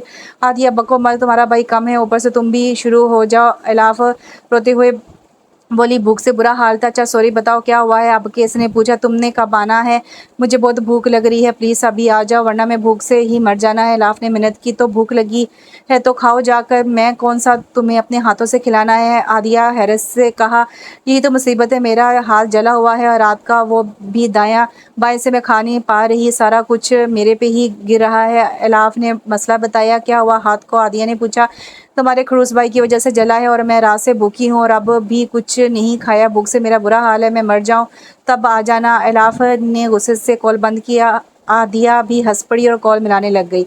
फ़ोन की बेल हुई। अज़मीर ने ट्रे नीचे रखकर कॉल रिसीव की। आदिया की कॉल थी। भाई आपका हाथ चाहिए था, इसने छूटते ही पूछा था। वट? अज़मीर ने हैरत से पूछा। क्या कह रही हो? वो बोला। आदिया हंस रही थी। जी सही सुना, आपकी बेगम को एक हाथ की ज़रूरत है क्योंकि उनका भूख से बुरा हाल है। अज़मीर बात समझ हंस पड़ा। तो मदद के लिए तुम्हें बुलाया गया? बात समझ के वो बोला था। जी। और आपसे बेहतर ये काम कौन कर सकता है बकौल इनके? हाथ आपकी वजह से जला। आदिया ने तफसील बताई। वो खिलखिलाकर हंस पड़ा। आप जल्दी जाएं वरना, इसे धमकी दी और कॉल बंद कर दी। वो दस्तक देकर अंदर दाखिल हुआ। हाथ में ट्रे थी। इलाफ को भूख बहुत लगी थी मगर कैसे खाती? आदिया का वेट करना पड़ रहा था वापस आ जाए मराकबे से। इसने इसे सोचों में देख कर कहा तो वो सीधी फ़ौरन सीधी हुई। आप इलाफ ने हैरत से देखा जिसके हाथ में प्लेट थी जो उसने सामने रखते हुए बेड पे खुद भी बैठ गया और इसके भी हाथ पकड़कर सामने बिठाया। जी हाँ, मैं जिसकी वजह से आपका हाथ जला। अज़मी ने इसके ही अंदाज में इसे जवाब दिया और ब्रेड का पीस इसके मुंह में डालने के लिए हाथ इसके मुंह की तरफ बढ़ाया। खाओ अब। अज़मी ने इसका मुंह बंद देख कर ही कहा, मैं खुद खा लूँगी। इलाफ बोली, हाँ इसलिए आदिया को बुला रही थी। अज़मी ने ज़बरदस्ती नवाला इसके मुंह में डाला। हाँ तो आपकी गलती की वजह से हुआ है। इलाफ इसे देख कर बोली, अच्छा एक और इल्ज़ाम मुझ मासूम पर। अज़मी ने इसकी बातों में लगाते हुए चाय का कप भी इसकी तरफ बढ़ाया, इतने आप मासूम ना बने। इलाफ बोली, भाई जब मैं हूँ ही मासूम तो बनने की क्या ज़रूरत है। अज़मी का भी जवाब हाजिर था, आप जो सारा वक्त मुझे डांटते रहते हैं, इतनी खूनख्वार आंखों से घूरते रहते हैं, वो सब क्या है। फिर वो बातों में लगी। अब अज़मी के हाथों आसानी से खा रही थी। अज़मी ने इसे जानबूझ के बातों में उलझाया हुआ था। वाकई ही तुम भूख में बहुत ख़तरनाक होती हो, शोहर को कैसे कैसे अलकबास दे रही हो। वो खूनख्वार कहे जाने पर तासुस से बोला। अब वो इसे मज़ीद बातों में उलझाए नाश्ता ख़त्म करवा रहा था। अलीज़े ने अस्मा बेगम और इनकी बेटी रिदा को इनवाइट किया था डिनर पे, साथ अज़मीर, हादिया और वलीद को भी। तो और असमा ने इलाफ को भी बोल दिया। इलाफ का बिल्कुल दिल ना था मगर आदिया के स्टार पर से जाना पड़ा। फुफ्फो लोगों को ड्राइवर पहले ही छोड़ आया था। वलीद ने आदिया को पिक करना था और अज़मीर ने इलाफ को लेकर जाना था मगर इससे सब से इलाफ बेखबर थी। आदिया ने इलाफ को हल्का सा मेकअप किया, खींच के आदिया बाहर निकल गई क्योंकि वलीद का मैसेज आ गया था। इलाफ भी आदिया को ढूंढते बाहर आई लेकिन वो कहीं भी ना थी। सेल की बीप पे इसने मोबाइल चेक किया, आदिया का ही मैसेज था, इलाफ तुम भाई के साथ आओगी, हैव अ ग्रेट जर्नी, साथ हार्ट का इमोजी था। इलाफ तो गुस्से में वापस मुड़ी, इसे नहीं जाना था अब कहीं भी। अरे किधर बैठे, मैं थोड़ा लेट हो गया, आए आप। वो इसके लिए फ्रंट डोर खोले खड़ा था जो हल्के से मेकअप में नफीसा लिबास जेबतन किए हुए थी। इसके दिल की दुनिया को अथल पथल कर रही थी। मुझे नहीं जाना, आप जाएं, वो कहते हुए आगे बढ़ी। क्यों, अगर कहीं और चलना है तो वहाँ चलते हैं। इसने इसे खींचकर पास किया। मुझे नहीं जाना कहीं, इलाफ बस जिद थी। अच्छा बस यार, और कुछ, अज़मीर बोला और साथ ही इसे पकड़े फ्रंट सीट पर बैठा दिया। इलाफ ने लाख एहतजाज किया मगर परवाह कैसे थी, आप बहुत बड़े चीटर हैं। इलाफ ने इसे गुस्से से देखा और बोली, जो भी हूँ अब तुम्हारा ही हूँ, अब गुजारा करना पड़ेगा। अज़मीर पे शौकियाँ सवार थी, वो जो पहलू में बैठी थी, वैसे भी बहुत अच्छी लग रही हो, मुझे अपनी नज़रों पर कंट्रोल मुश्किल हो रहा है। अज़मीर ने इसकी तरफ देखते हुए मुस्कुराकर बोला। इलाफ ने इसकी तरफ देखा जिसकी आंखें जज्बों से भरी हुई थी। आप बहुत फजूल बोलते हैं। इलाफ ने मुँह दूसरी तरफ करके दूसरी तरफ कर लिया, लेकिन गलत बिल्कुल भी नहीं बोलता। अज़मीर ने दूबदू जवाब दिया, क्या ख्याल है कहीं और चलें, तुम और मैं। जो बाहिर देख रही थी इसकी बात पर यकदम इसकी तरफ मुड़ी और इसके कंधे पर मुक्के बरसा दिए। बस इतना सा गुस्सा, मतलब हम जा सकते हैं। इसे तंग करने में अज़मीर को मज़ा आ रहा था। अज़मीर वो गुस्से से बोली, जी हाजिर खिदमत है मैडम। इसने अपना सर खम किया और अलाफ ने तंग आके प्लेयर ऑन कर लिया और वहाँ मामला ही उलट था। जस्टिन बार्बर की आवाज़ अज़मीर के दिल की अक्कासी कर रही थी। अज़मीर जज्बों से चूर आंखों से इसे देख रहा था। इलाफ ने हाथ बढ़ाकर प्लेयर बंद करना चाहा तो अज़मीर ने इसका हाथ अपने हाथ में पकड़ लिया। इलाफ की लाख मज़ामत के बावजूद भी ना छोड़ा। इलाफ गाड़ी से उतरी, वो आगे बढ़ने ही लगी थी कि अज़मीर ने इसका हाथ पकड़ लिया। क्या कर रहे हैं, कोई देख लेगा। इलाफ ने इधर-उधर देखकर बोला, बीवी हो तुम मेरी, देखने दो किसी को भी। मैं कौन सा डरता हूँ किसी से। अज़मीर पे शौकियाँ सवार थी। जी बिल्कुल, आप तो डराते हैं। इलाफ झट बोली, मैं प्यार भी बहुत करता हूँ। इधर इलाफ की घूरी पड़ी और अज़मीर का कहका वो बोला, यार एक तो तुम डरती बहुत हो, मुझे डराती बहुत हो, मुझे घूर घूर के। अज़मीर इसकी तरफ मतवज्जो था। आप तो जैसे डर जाते हैं मुझसे। इलाफ बुरा सा मुंह बना के बोली। अज़मीर आगे बढ़ा तो कुछ याद आने पर इलाफ के कदम ढीले पड़ गए। क्या हुआ इलाफ, अज़मीर ने इसके रुके कदम देखकर पूछा। वो अंदर, अगर आज फिर कुछ हुआ। इलाफ को पिछला वाक़या याद आने पर डर लगा। इलाफ तुम मेरी बीवी हो, इज्जत हो मेरी, किसी में इतनी जुर्रत नहीं कि वो तुम्हें कुछ कह सके। और हाँ, पिछले वाक़ये पे भी इसकी अच्छी खासी दुर्गत बना चुका हूँ, अब इसकी जुर्रत ना होगी और वो मुझसे माज़रत भी कर चुका है। अज़मीर ने इसे बताया, लेकिन अगर तुम कंफर्टेबल नहीं हो तो हम नहीं जाएंगे। अज़मीर ने पूछा, नहीं अब वापस क्यों जाना, लेकिन आप वादा करें मेरे साथ ही रहेंगे। वो डरे अंदाज में बोली। इसने इसका हाथ दबाकर तहफ़्फ़ुज़ का सांस दिलाया। अलीज़े अज़मीर के आगे बिछी जा रही थी मगर अज़मीर को इलाफ को देखने से फुर्सत ना थी। सारे टाइम इलाफ अज़मीर की नज़रों के हिसार में रही और जब जब अलीज़े ने नज़रों का इर्तकाज़ देखा तो वो बुरी तरह जल गई। डाइनिंग टेबल पे भी अज़मीर इलाफ के साथ वाली चेयर पर आके बैठ गया। सबने खाना शुरू कर दिया था। अज़मीर को न जाने क्या सूझी, इलाफ का हाथ पकड़ लिया था। भाई दायां हाथ इसका, क्या सूझी इलाफ का दायाँ हाथ पकड़ लिया था। अब इलाफ परेशान बैठी थी, ना कुछ बोल सकती थी और ना ही कुछ कर सकती थी। हाथ खींचना चाहा मगर बेसुध ज़मीर मगन खाना खा रहा था, जैसे कुछ हुआ ही ना हो। बेटा आप तो कुछ ले ही नहीं रही एलिज़े की मम्मा इलाफ को यूं ही बैठे देखकर पूछा। इलाफ खाना अच्छा नहीं लगा क्या? अज़मीर ने चेहरे पर संजीदगी लाते हुए पूछा। नहीं ऐसी तो कोई बात नहीं है, खाना बहुत अच्छा है। इलाफ ने अज़मीर की तरफ देख दांत पिसे अपनी प्लेट पर झुक गया। हाथ पे गिरफ्त बरकरार थी। इलाफ की हवाइयाँ उड़ी हुई थी। हाथ कैसा है अब तुम्हारा? अलीज़ा ने भी तंजिया पूछा। जी बेहतर है। अब इलाफ हंस भी ना पाई। मैसेज टून पे अज़मीर ने मैसेज चेक किया। इलाफ का मैसेज था, प्लीज़ अज़मीर छोड़ें हाथ। इल्तिजा थी। वो मुस्कुराया। ओके बस शर्त है, एक शर्त पे। इसने लगे हाथों शर्त रखी। अज़मीर आप बताएं। इलाफ ने जल्दी से टाइप किया। कैंडल लाइट डिनर पे जाना होगा मेरे साथ। अज़मीर ने मुस्कुराते हुए टाइप किया। इलाफ ने बीप पे फ़ौरन चेक किया। जो कहेंगे आप मुझे मंजूर है। इलाफ ने रिप्लाई किया। अज़मीर को यही उम्मीद थी। वो जल्द से जल्द हाथ छुड़वाना चाह रही थी। इलाफ ने मैसेज खोला तो ढेर सारे किस इमोजी थे। इंतहाई बेहूदगी है ये। इलाफ ने जल्द बुनकर रिप्लाई किया और अज़मीर मुस्कुरा दिया। बाद में बताऊंगा क्या है ये। टाइप करके सेंड किया। अब हाथ छोड़ दिया था। अज़मीर ने अलीज़े को सब समझ आ रहा था। गुस्से से इसका चेहरा सुर्ख हो रहा था। सिकंदर साहब की आवाज़ें सुनकर समीना बेगम और इलाफ लॉन्च में आई। आने वालों को देखकर इलाफ को लगा कि इसकी सांसें बंद हो जाएंगी, इसकी टांगें बेजान हो गई थी। हलक तक खौफ से खुश्क हो गया था। वो मुंह पर हाथ रख के अपनी सिसकी का गला दबाते वापस भागी थी। समीना बेगम भी इसकी गैर होती हालत देखकर इसके पीछे होली थी। इलाफ का चचा और इसका बेटा किसी तरह से इलाफ तक पहुंच चुके थे। सिकंदर साहब से वो 2 दिन पहले मिल चुके थे। उन्होंने इनकी भतीजी को अगवा करने का इल्ज़ाम लगाया था। इन लोगों से पीछा छुड़वाना सिकंदर साहब के लिए कोई मुश्किल काम हरगिज़ ना था। वो इनको निकाहनामा दिखा चुके थे और भतीजी के लिए अचानक उमड़ आने वाले मोहब्बत पे भी खूब लानतान किया था। वो लोग अब इलाफ से मिलने पे बाज़िद थे ताकि निकाह की हकीकत जान सके। अज़मीर को भी इस सारे वाक़े का इल्म आज ही सुबह हुआ था। आंटी वो लोग मुझे नहीं जाना कहीं भी, प्लीज़ मुझे छुपा ले। वो बुरी तरह रो रही थी। इसे वो सब याद आ रहा था जो इसके साथ बीता था। अगर वो लोग इसे ले गए तो फिर क्या होगा, ये सोचते ही इसकी सांस बंद होती थी। आंटी आप अंकल को बोलें मुझे कहीं नहीं जाना। वो लोग बिल्कुल अच्छे नहीं। वो बुरी तरह बिलक रही थी। चुप मेरा बच्चा, मैं हूँ ना, कुछ नहीं होगा, हिम्मत से काम लो। वो इसको साथ लगाए, इसको चुप करवाने की कोशिश कर रही थी। मुझे अपने पास रखे, वादा करे कि मुझे कहीं नहीं भेजेंगी। वो हिचकियों में रो रही थी। दरवाज़ा खुला था और अज़मीर अंदर आया था।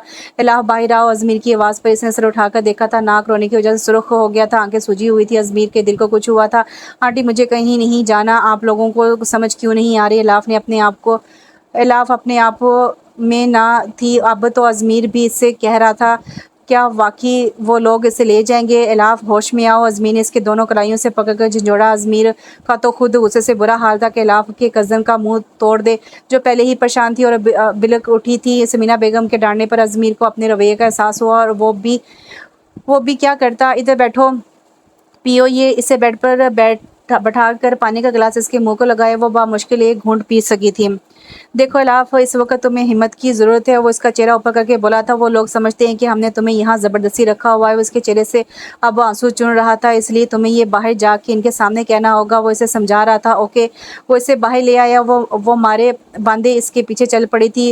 वो अज़मीर के पीछे छुपी लॉन्च में दाखिल हुई थी। उसे देख के वो दोनों बाप बेटे खड़े हुए और दाऊद चचा इसकी जानिब आने को था। वो बिल्कुल अज़मीर के पीछे छुप गई थी। अब वो और ज़ोर से इसकी शर्ट अपनी मुठ्ठियों में दबोच रही थी, जैसे इसके बिछड़ने का डर हो। बैठो इलाफ बेटा, सिकंदर साहब बोले थे। वो टिस से मिस ना हुए। बाबा जो भी बात करनी है आप करें। ऐसे ही अज़मीर ने खूनख्वार नज़रों से इलाफ के कज़न की तरफ देखते हुए सिकंदर साहब को बोला, इधर आओ इलाफ बेटा। बेटी मैं तुम्हारा ताया हूँ। दाऊद साहब बोले, नहीं अज़मीर, मुझे नहीं मिलना किसी से, ले चले मुझे यहाँ से। वो अज़मीर के साथ लगी बोली थी और एक आंसू अज़मीर को अपनी पुश्त पर गिरता महसूस हुआ था। इलाफ बी ब्रेव, मैं इधर ही हूँ, बोलो तुम। अज़मीर ने इसे बाजू से पकड़कर थोड़ा सा आगे किया। वो आंसू भरी आंखों से इसकी तरफ देखकर सामने बैठे अंकल की तरफ देखा, जिन्होंने आंखों के इशारे से अपने साथ का यकीन दिलाया। आप लोगों ने मेरे साथ जो किया मैं आपको माफ़ करती हूँ, फिर से मेरे सामने मत आइएगा। वो हिम्मत करके बोली। अज़मीर की शर्ट पे अभी गिरफ्त मजबूत थी। क्या तुम्हारी रजामंदी है इस निकाह में? कब से खामोश बैठे इसके कज़न ने इससे घूरते हुए पूछा। जी मुझे पे किसी किस्म का दबाव नहीं, बल्कि इनका एहसान है। वो इसके ही अंदाज में बोली थी। पछताओगी तुम एक दिन। सुना तुमने इलाफ? वो चीखा था अपनी बेवक्ती पे। वो लर्ज़ का अज़मीर के बिल्कुल साल लगी थी। आवाज़ नीचे करके, मेरी बीवी से बात करो। मैं हरगिज़ बर्दाश्त नहीं कर सकता कि कोई मेरी बीवी से इस लहजे में बात करे। अज़मीर के लहजे में फनकार थी। इस बात पर मिसेस सिकंदर और सिकंदर साहब दोनों नहाल हो गए थे और बहू बेटे को मोहब्बत पाश नज़रों से देखा। मेरे ख्याल में इतना काफ़ी है आपके नामो नेहाद रिश्ते के लिए। सिकंदर साहब कहते उठ गए और वो दोनों बाप बेटा भी उठे। मुझे माफ़ कर देना इलाह बेटा, मैं मजबूर था। दाऊद साहब दिल गिरफ्तार लहजे में बोले थे और बाहर निकलते चले गए। इनके जाने के बाद सिकंदर साहब ने प्यार से इसके सर पर हाथ फेरा और बोले खुश रहो सदा। वो वैसे ही चिपकी खड़ी थी और वो दोनों हंसते वहाँ से चले गए। जा चुके हैं वो लोग, क्या सारे उम्र ऐसे ही खड़े रहने का मूड है? वो शराब से भरपूर लहजे में बोला। वो जो खौफ के जरिए असर थी जल्दी से पीछे हटने लगी। बहुत बहाने ढूंढती हो मेरे पास आने के। इससे पहले कि वो हटती अज़मी ने इसके गिर्द खिसार कायम किया था। क्या कर रहे हैं? छोड़ें। वो कसमस आई, अभी थोड़ी देर पहले तो आराम से खड़ी थी। वो शराब से बोला अज़मीर कोई आ जाएगा। वो अपना आप छोड़ने की कोशिश में थी। आने दो, यही कहेंगे कि दोनों में कितना प्यार है। वो एक आंख दबा के बोला आप बहुत फजूल गो हैं। इलाफ चढ़कर बोली कदर कर इस फजूल गोई की लड़की। वो इसके माथे पर हल्के से हाथ मारते हुए बोला अज़मीर फुफो। इलाफ ने सामने देखकर बोला। वो पीछे मुड़ा, गिरत ढीली हुई और वो एक सेकंड ज़ाय किए बगैर कमरे की तरफ भागी। यू चीटर, अज़मीर ने बुलंद आवाज़ में कहा। आपकी सोबत का असर, इलाफ कहते कमरे में घुस गई। एक किसी को मेरी रुखसती का ख्याल नहीं आता। अज़मीर की बात पर वलीद का कहका पड़ा था। लगता है भाभी साथ मज़ाकरात कामयाब हो गए हैं। वलीद इसकी तरफ देखते बोला। इससे पहले कि वो कोई जवाब देता शीशे के पार इलाफ और आदिया आती दिखाई दी। वलीद इसके नज़रों के ताक़ुब में था। इसको कहते हैं दिल को दिल से राह इधर याद किया था और इधर वो आ गई। वली शौकी से बाज ना आया। अस्सलाम वालेकुम। वो दोनों आगे पीछे दाखिल हुई थी। वालेकुम सलाम, बैठो। दोनों ने सलाम का जवाब दिया। वाह क्या बात है, आज तो घर से लंच आया है और वो भी भाभी खुद लेकर आई हैं। वलीद ने दोनों की तरफ देखकर कहा नहीं ऐसी बात नहीं है। वो आदिया को कुछ शॉपिंग करनी थी तो हम यहाँ करीब ही आ रहे थे तो आंटी ने बोला कि लंच भी ले जाएं। इलाफ ने बताया इंतहाई जालिम लड़की हो तुम, 2 मिनट खुशी हो लेने देती। अज़मीर इसकी तरफ देखते हुए बोला। वलीद और आदिया मुस्कुरा दी। शुरू करें, ठंडा हो जाएगा। इलाफ ने अपनी तरफ से तवज्जो हटाने को बोला। साथ ही अज़मीर को सिकंदर साहब ने बुला लिया। वो उठ खड़ा हुआ। आप लोग करो स्टार्ट, में आता हुआ। एक पुरशौक नज़र इलाफ पर डालता बाहर निकल आए। कुछ टाइम बाद इलाफ भी वलीद और आदिया को अकेला छोड़कर बाहर निकल आई। इधर उधर देखते इसकी नज़र मीटिंग रूम पर पड़ी तो वो अंदर चली आई। कोई भी नहीं था यहाँ। लंच टाइम चल रहा था। अरे वाह, आप किधर है? इलाफ मैडम कब से आवाज़ पर वो पलटी। अलीज़े खड़ी थी। वाह यार तौलिया में जी, वो दरअसल लंच लेके आए थे। हम आंटी ने अज़मीर की फेवरेट डिश बनाई थी। इसने इसे बताया। अलीज़े को तो आज मौका मिल गया था। वजह पूछ सकती हूँ अज़मीर का, जो तुम इतनी ख्याल रखती हो, इसके आगे पीछे फिरती रहती हो? अलीज़े फटी थी। इलाफ के तो होश उड़ गए थे। वो तो मुश्किल में पड़ गई थी। आप गलत समझ रही हैं। इलाफ ने इसे ठंडा करने की कोशिश की। तुम 2 टके की लड़कियाँ मेरे अज़मीर से दूर रहो। तुम 2 टके की लड़की मेरे अज़मीर से दूर रहो। वो बोली। कम फिकार ज़्यादा रही थी। औकात क्या है तुम्हारी? आखिर महलों के ख्वाब मत देखो। इलाफ का तो रोने पे जोर था। अब क्या तो वो सच रही थी। इसकी औकात क्या है? इसे एक दफ़ा फिर सासे कमतरी का दौरा पड़ा था। मैं जानती हूँ तुम जैसी लड़कियों को लगती क्या हो तुम। अज़मीर की साथ ही अलीज़े का हाथ उठा था मगर रास्ते में ही किसी ने रोक लिया था और जवाबन एक भारी हाथ अलीज़े के मुंह पर निशान छोड़ता चला गया। इलाफ ने मुंह पर हाथ रखकर अपनी चीख रोकी थी। बीवी है मेरी, मिसिज मीर सिकंदर शाह, मिसिज अज़मीर सिकंदर शाह। अज़मीर ने इलाफ की कलाई से पकड़कर सामने किया था। वो तो सकते में थी। बात ऐसे खुलेगी इसे गुमान में नहीं था। अलीज़े ने अपने गाल पर हाथ रख के शौक सी कैफियत में थी। ये सबूत काफ़ी है या कोई और भी चाहिए? अगली दफ़ा कुछ भी कहने से पहले अच्छी तरह सोच लेना। अज़मीर इसे वार्न करता हुआ कहा और इलाफ को खींचता हुआ बाहर ले गया। इलाफ को इससे गुस्से का अब अच्छे से अंदाज़ा हो चुका था। क्या हुआ? सब ठीक है? वलीद और आदिया ने अज़मीर को देखा जो गुस्से में इसे खींचता हुआ अपनी टेबल से चाबी उठाए फिर बाहर का रुख किए हुए था। इलाफ सुसु करने में मसरूफ़ थी। आदिया इलाफ के मुंह से मरी सी आवाज़ निकली थी। पीछे ही वलीद और आदिया भी बाहर निकले थे। अज़मीर किसी की परवाह ना करते हुए इसे अपने के साथ घसीटता साथ लाया। गाड़ी में तकरीबन पटखा था। इलाफ की रूह इसके गुस्से का अंदाज़ा करके कांप उठी थी। दोनों गाड़ियाँ एक साथ सिकंदर वेला पहुंची थी। अज़मीर निकल कर तीर की तेज़ी से अंदर चला गया था। आदिया उतर कर इलाफ के पास आई जो गाड़ी के पास खड़ी रोने का शुक्र फरमा रही थी। इलाफ बताओ तो हुआ क्या है? भाई क्यों इतने गुस्से में है? आदिया ने इसका हाथ थपकते हुए पूछा था तो इलाफ ने आराम कहानी वलीद और आदिया को सुना दी थी। अब बताओ इस समय मेरा क्या कसूर है? इलाफ अज़मीर के गुस्से की वजह से परेशान थी। अच्छा अंदर तो चलो मैं करता हूँ बात। अज़मीर से वलीद ने इनको अंदर आने का कहा। वो लॉन्च में बैठ गई। परवीन से पता चला समीना बेगम घर नहीं है। वलीद अज़मीर से बात करने इसके कमरे में चला गया। देखा आदिया वो कितने गुस्से में है। वो अंदर से आती इसकी आवाज़ पर उछल कर बोली। इसकी हरकत पे मुस्कुरा दी। खा नहीं जाएंगे तुम्हें? आदिया बोली। कोई बई नहीं इनसे। इलाफ चिढ़कर बोली। आदिया ने इसको आंखें निकाली। यार इतना हाइपर होने की वजह पूछ सकता हूँ मैं? यार इतना हाइपर होने की वजह पूछ सकता हूँ? वली ने इसे बोला, जो गुस्से से कमरे में ठहरा था। वजह वो मैडम है जो बाहर बैठी हैं। उसने चबाकर कहा। अच्छा वो क्यों? इसमें इसका कोई कसूर नहीं है। वली ने दिलचस्पी से पूछा। इसमें अपना डिफेंड करने की भी अकल नहीं है? हमको की तरह खड़ी बातें सुन रही थी इसकी, और मुझे ये बात गुस्सा दिलाती है। वो इसे बातें सुना रही थी और वो बोला। साथ ही कुछ याद आने पे, इलाफ अंदर आओ। साथ ही इलाफ की क्लास लेने का तैयार करते इसको आवाज़ भी दे डाली। मुझे नहीं जाना दिया। वो आदिया की तरफ देखते हुए बोली, उठो वरना मेरा खूनख्वार भाई तुम्हें कच्चा चबा जाएगा। आदिया की शोखी पे इसने इसे घूरा, मगर मरता क्या ना करता। वो उठी और आदिया के पीछे कमरे में दाखिल हुई। अजमीर आराम से बात करो, वो पहले ही परेशान है। वलीद ने टोका। इनको और आता ही क्या है, सिर्फ रोना। अजमीर ने इसकी सूजी आंखों पर चोट की। अजमीर, वलीद ने इसे तनबी अंदाज में कहा और आदिया के साथ बाहर निकल गया। तुम किधर? इस कमरे में ही रहोगी तुम? अब समझी। इलाफ को बाहर जाते देखकर इसकी कलाई पकड़ के इसने ज़ोर से रूम का दरवाज़ा बंद किया। इलाफ को और शिद्दत से रोना आ गया। शिद्दत से बुरा लगता है मुझे तुम्हारा बिला वजह रोना। अब एक आंसू ना देखो। अजमी ने इसे वार्न किया तो किसी रिपोर्ट की तरह आंसू रो रो के सूसू करने लगी। ये ज़बान सिर्फ मेरे साथ बहस करने के लिए नहीं है सिर्फ, बल्कि कहीं और भी इसका इस्तेमाल करना आपको फ़ायदा दे सकता है। अजमी ने इसके झुके सर को देखते तंज किया। वजह पूछ सकता हूँ? आपने इसको जवाब क्यों नहीं दिया जबकि आपके पास एक मजबूत सहारा है, या आपको वो सहारा ही नागवार है? अब वो बदगुमान हुआ। इलाफ ने सर उठा के से देखा। बोली, कुछ भी ना। कुछ पूछ रहा हूँ, नहीं रहा सुनाई नहीं दे रहा तुम्हें? इसे बाजू से पकड़कर झंझोड़ा। शायद अब इतराफ़ सुनने का मौका था। मैं डर गई थी। मैं क्या कहती? वो हल्की सी आवाज़ में बोली। तुम्हें किसी से भी डरने की ज़रूरत नहीं। बीवी हो तुम मेरी और मैं दिल से इस रिश्ते पर राज़ी हूँ। आखिर कब तुम्हें इस रिश्ते की मजबूती का यकीन आएगा? आखिर कब? वो थके हुए लहजे में बोला। एतबार करना सीखो इलाफ। सबको एक सा मत समझो। क्या मैं तुम्हारे एतबार के लायक नहीं अभी भी? अजमी ने इसकी आंखों में झांक कर पूछा। देखो मुझे अपनी लाइफ में वो जगह दो। मैं कभी तुम्हें तन्हा या पीछे ना छोड़ूंगा, मगर आजमाइश शर्त है। वो इसे समझा रहा था। आपने अब तक हर आजमाइश पे भी मेरा साथ दिया है अजमीर। अंकल आंटी आप सब लोग अल्लाह का मेरे लिए ज़िंदगी का बेहतरीन इनाम है। इलाफ दिल से बोली। और मैं इसलिए नहीं बोली क्योंकि आपके होते होते मैं क्यों खुद को डिफेंड करूं? आप जो हैं वो बोली। अच्छा और? अजमी ने से और बोलने पर उकसाया। और मुझे आप पर पूरा एतबार है। इलाफ ने मासूमाना एतराफ़ किया। और जो मेरी शादी करवा रही थी अब वो कैसे समझूं? ये तो मैंने अपना ही नुकसान करवा लिया। वो मसनूई तासुब से बोला। और मैंने बकवास की थी खबरदार। आपने जो दूसरी शादी का नाम भी लिया, आप तो तैयार बैठे थे, बात भी नहीं की आपने मुझसे। पूरा हफ्ता इसे धौंस जमा के कहा। ऐसे बोलती वो अजमीर को दिल के करीब लगी थी। खुदा का नाम लो यार, मुझसे एक बीवी तो संभाली नहीं जाती, दूसरी का क्या करूँगा? अजमीर हंसकर बोला। आप बहुत बुरे हैं, बहुत ज़्यादा। एक बाजू उसकी गिरफ्त में था और दूसरे हाथ से इलाफ इसके सीने पर मुक्के बरसार दिए। हाँ एक मैं ही बुरा हूँ मैडम, और कोई इल्ज़ाम हो तो वो भी बता दें आज ही।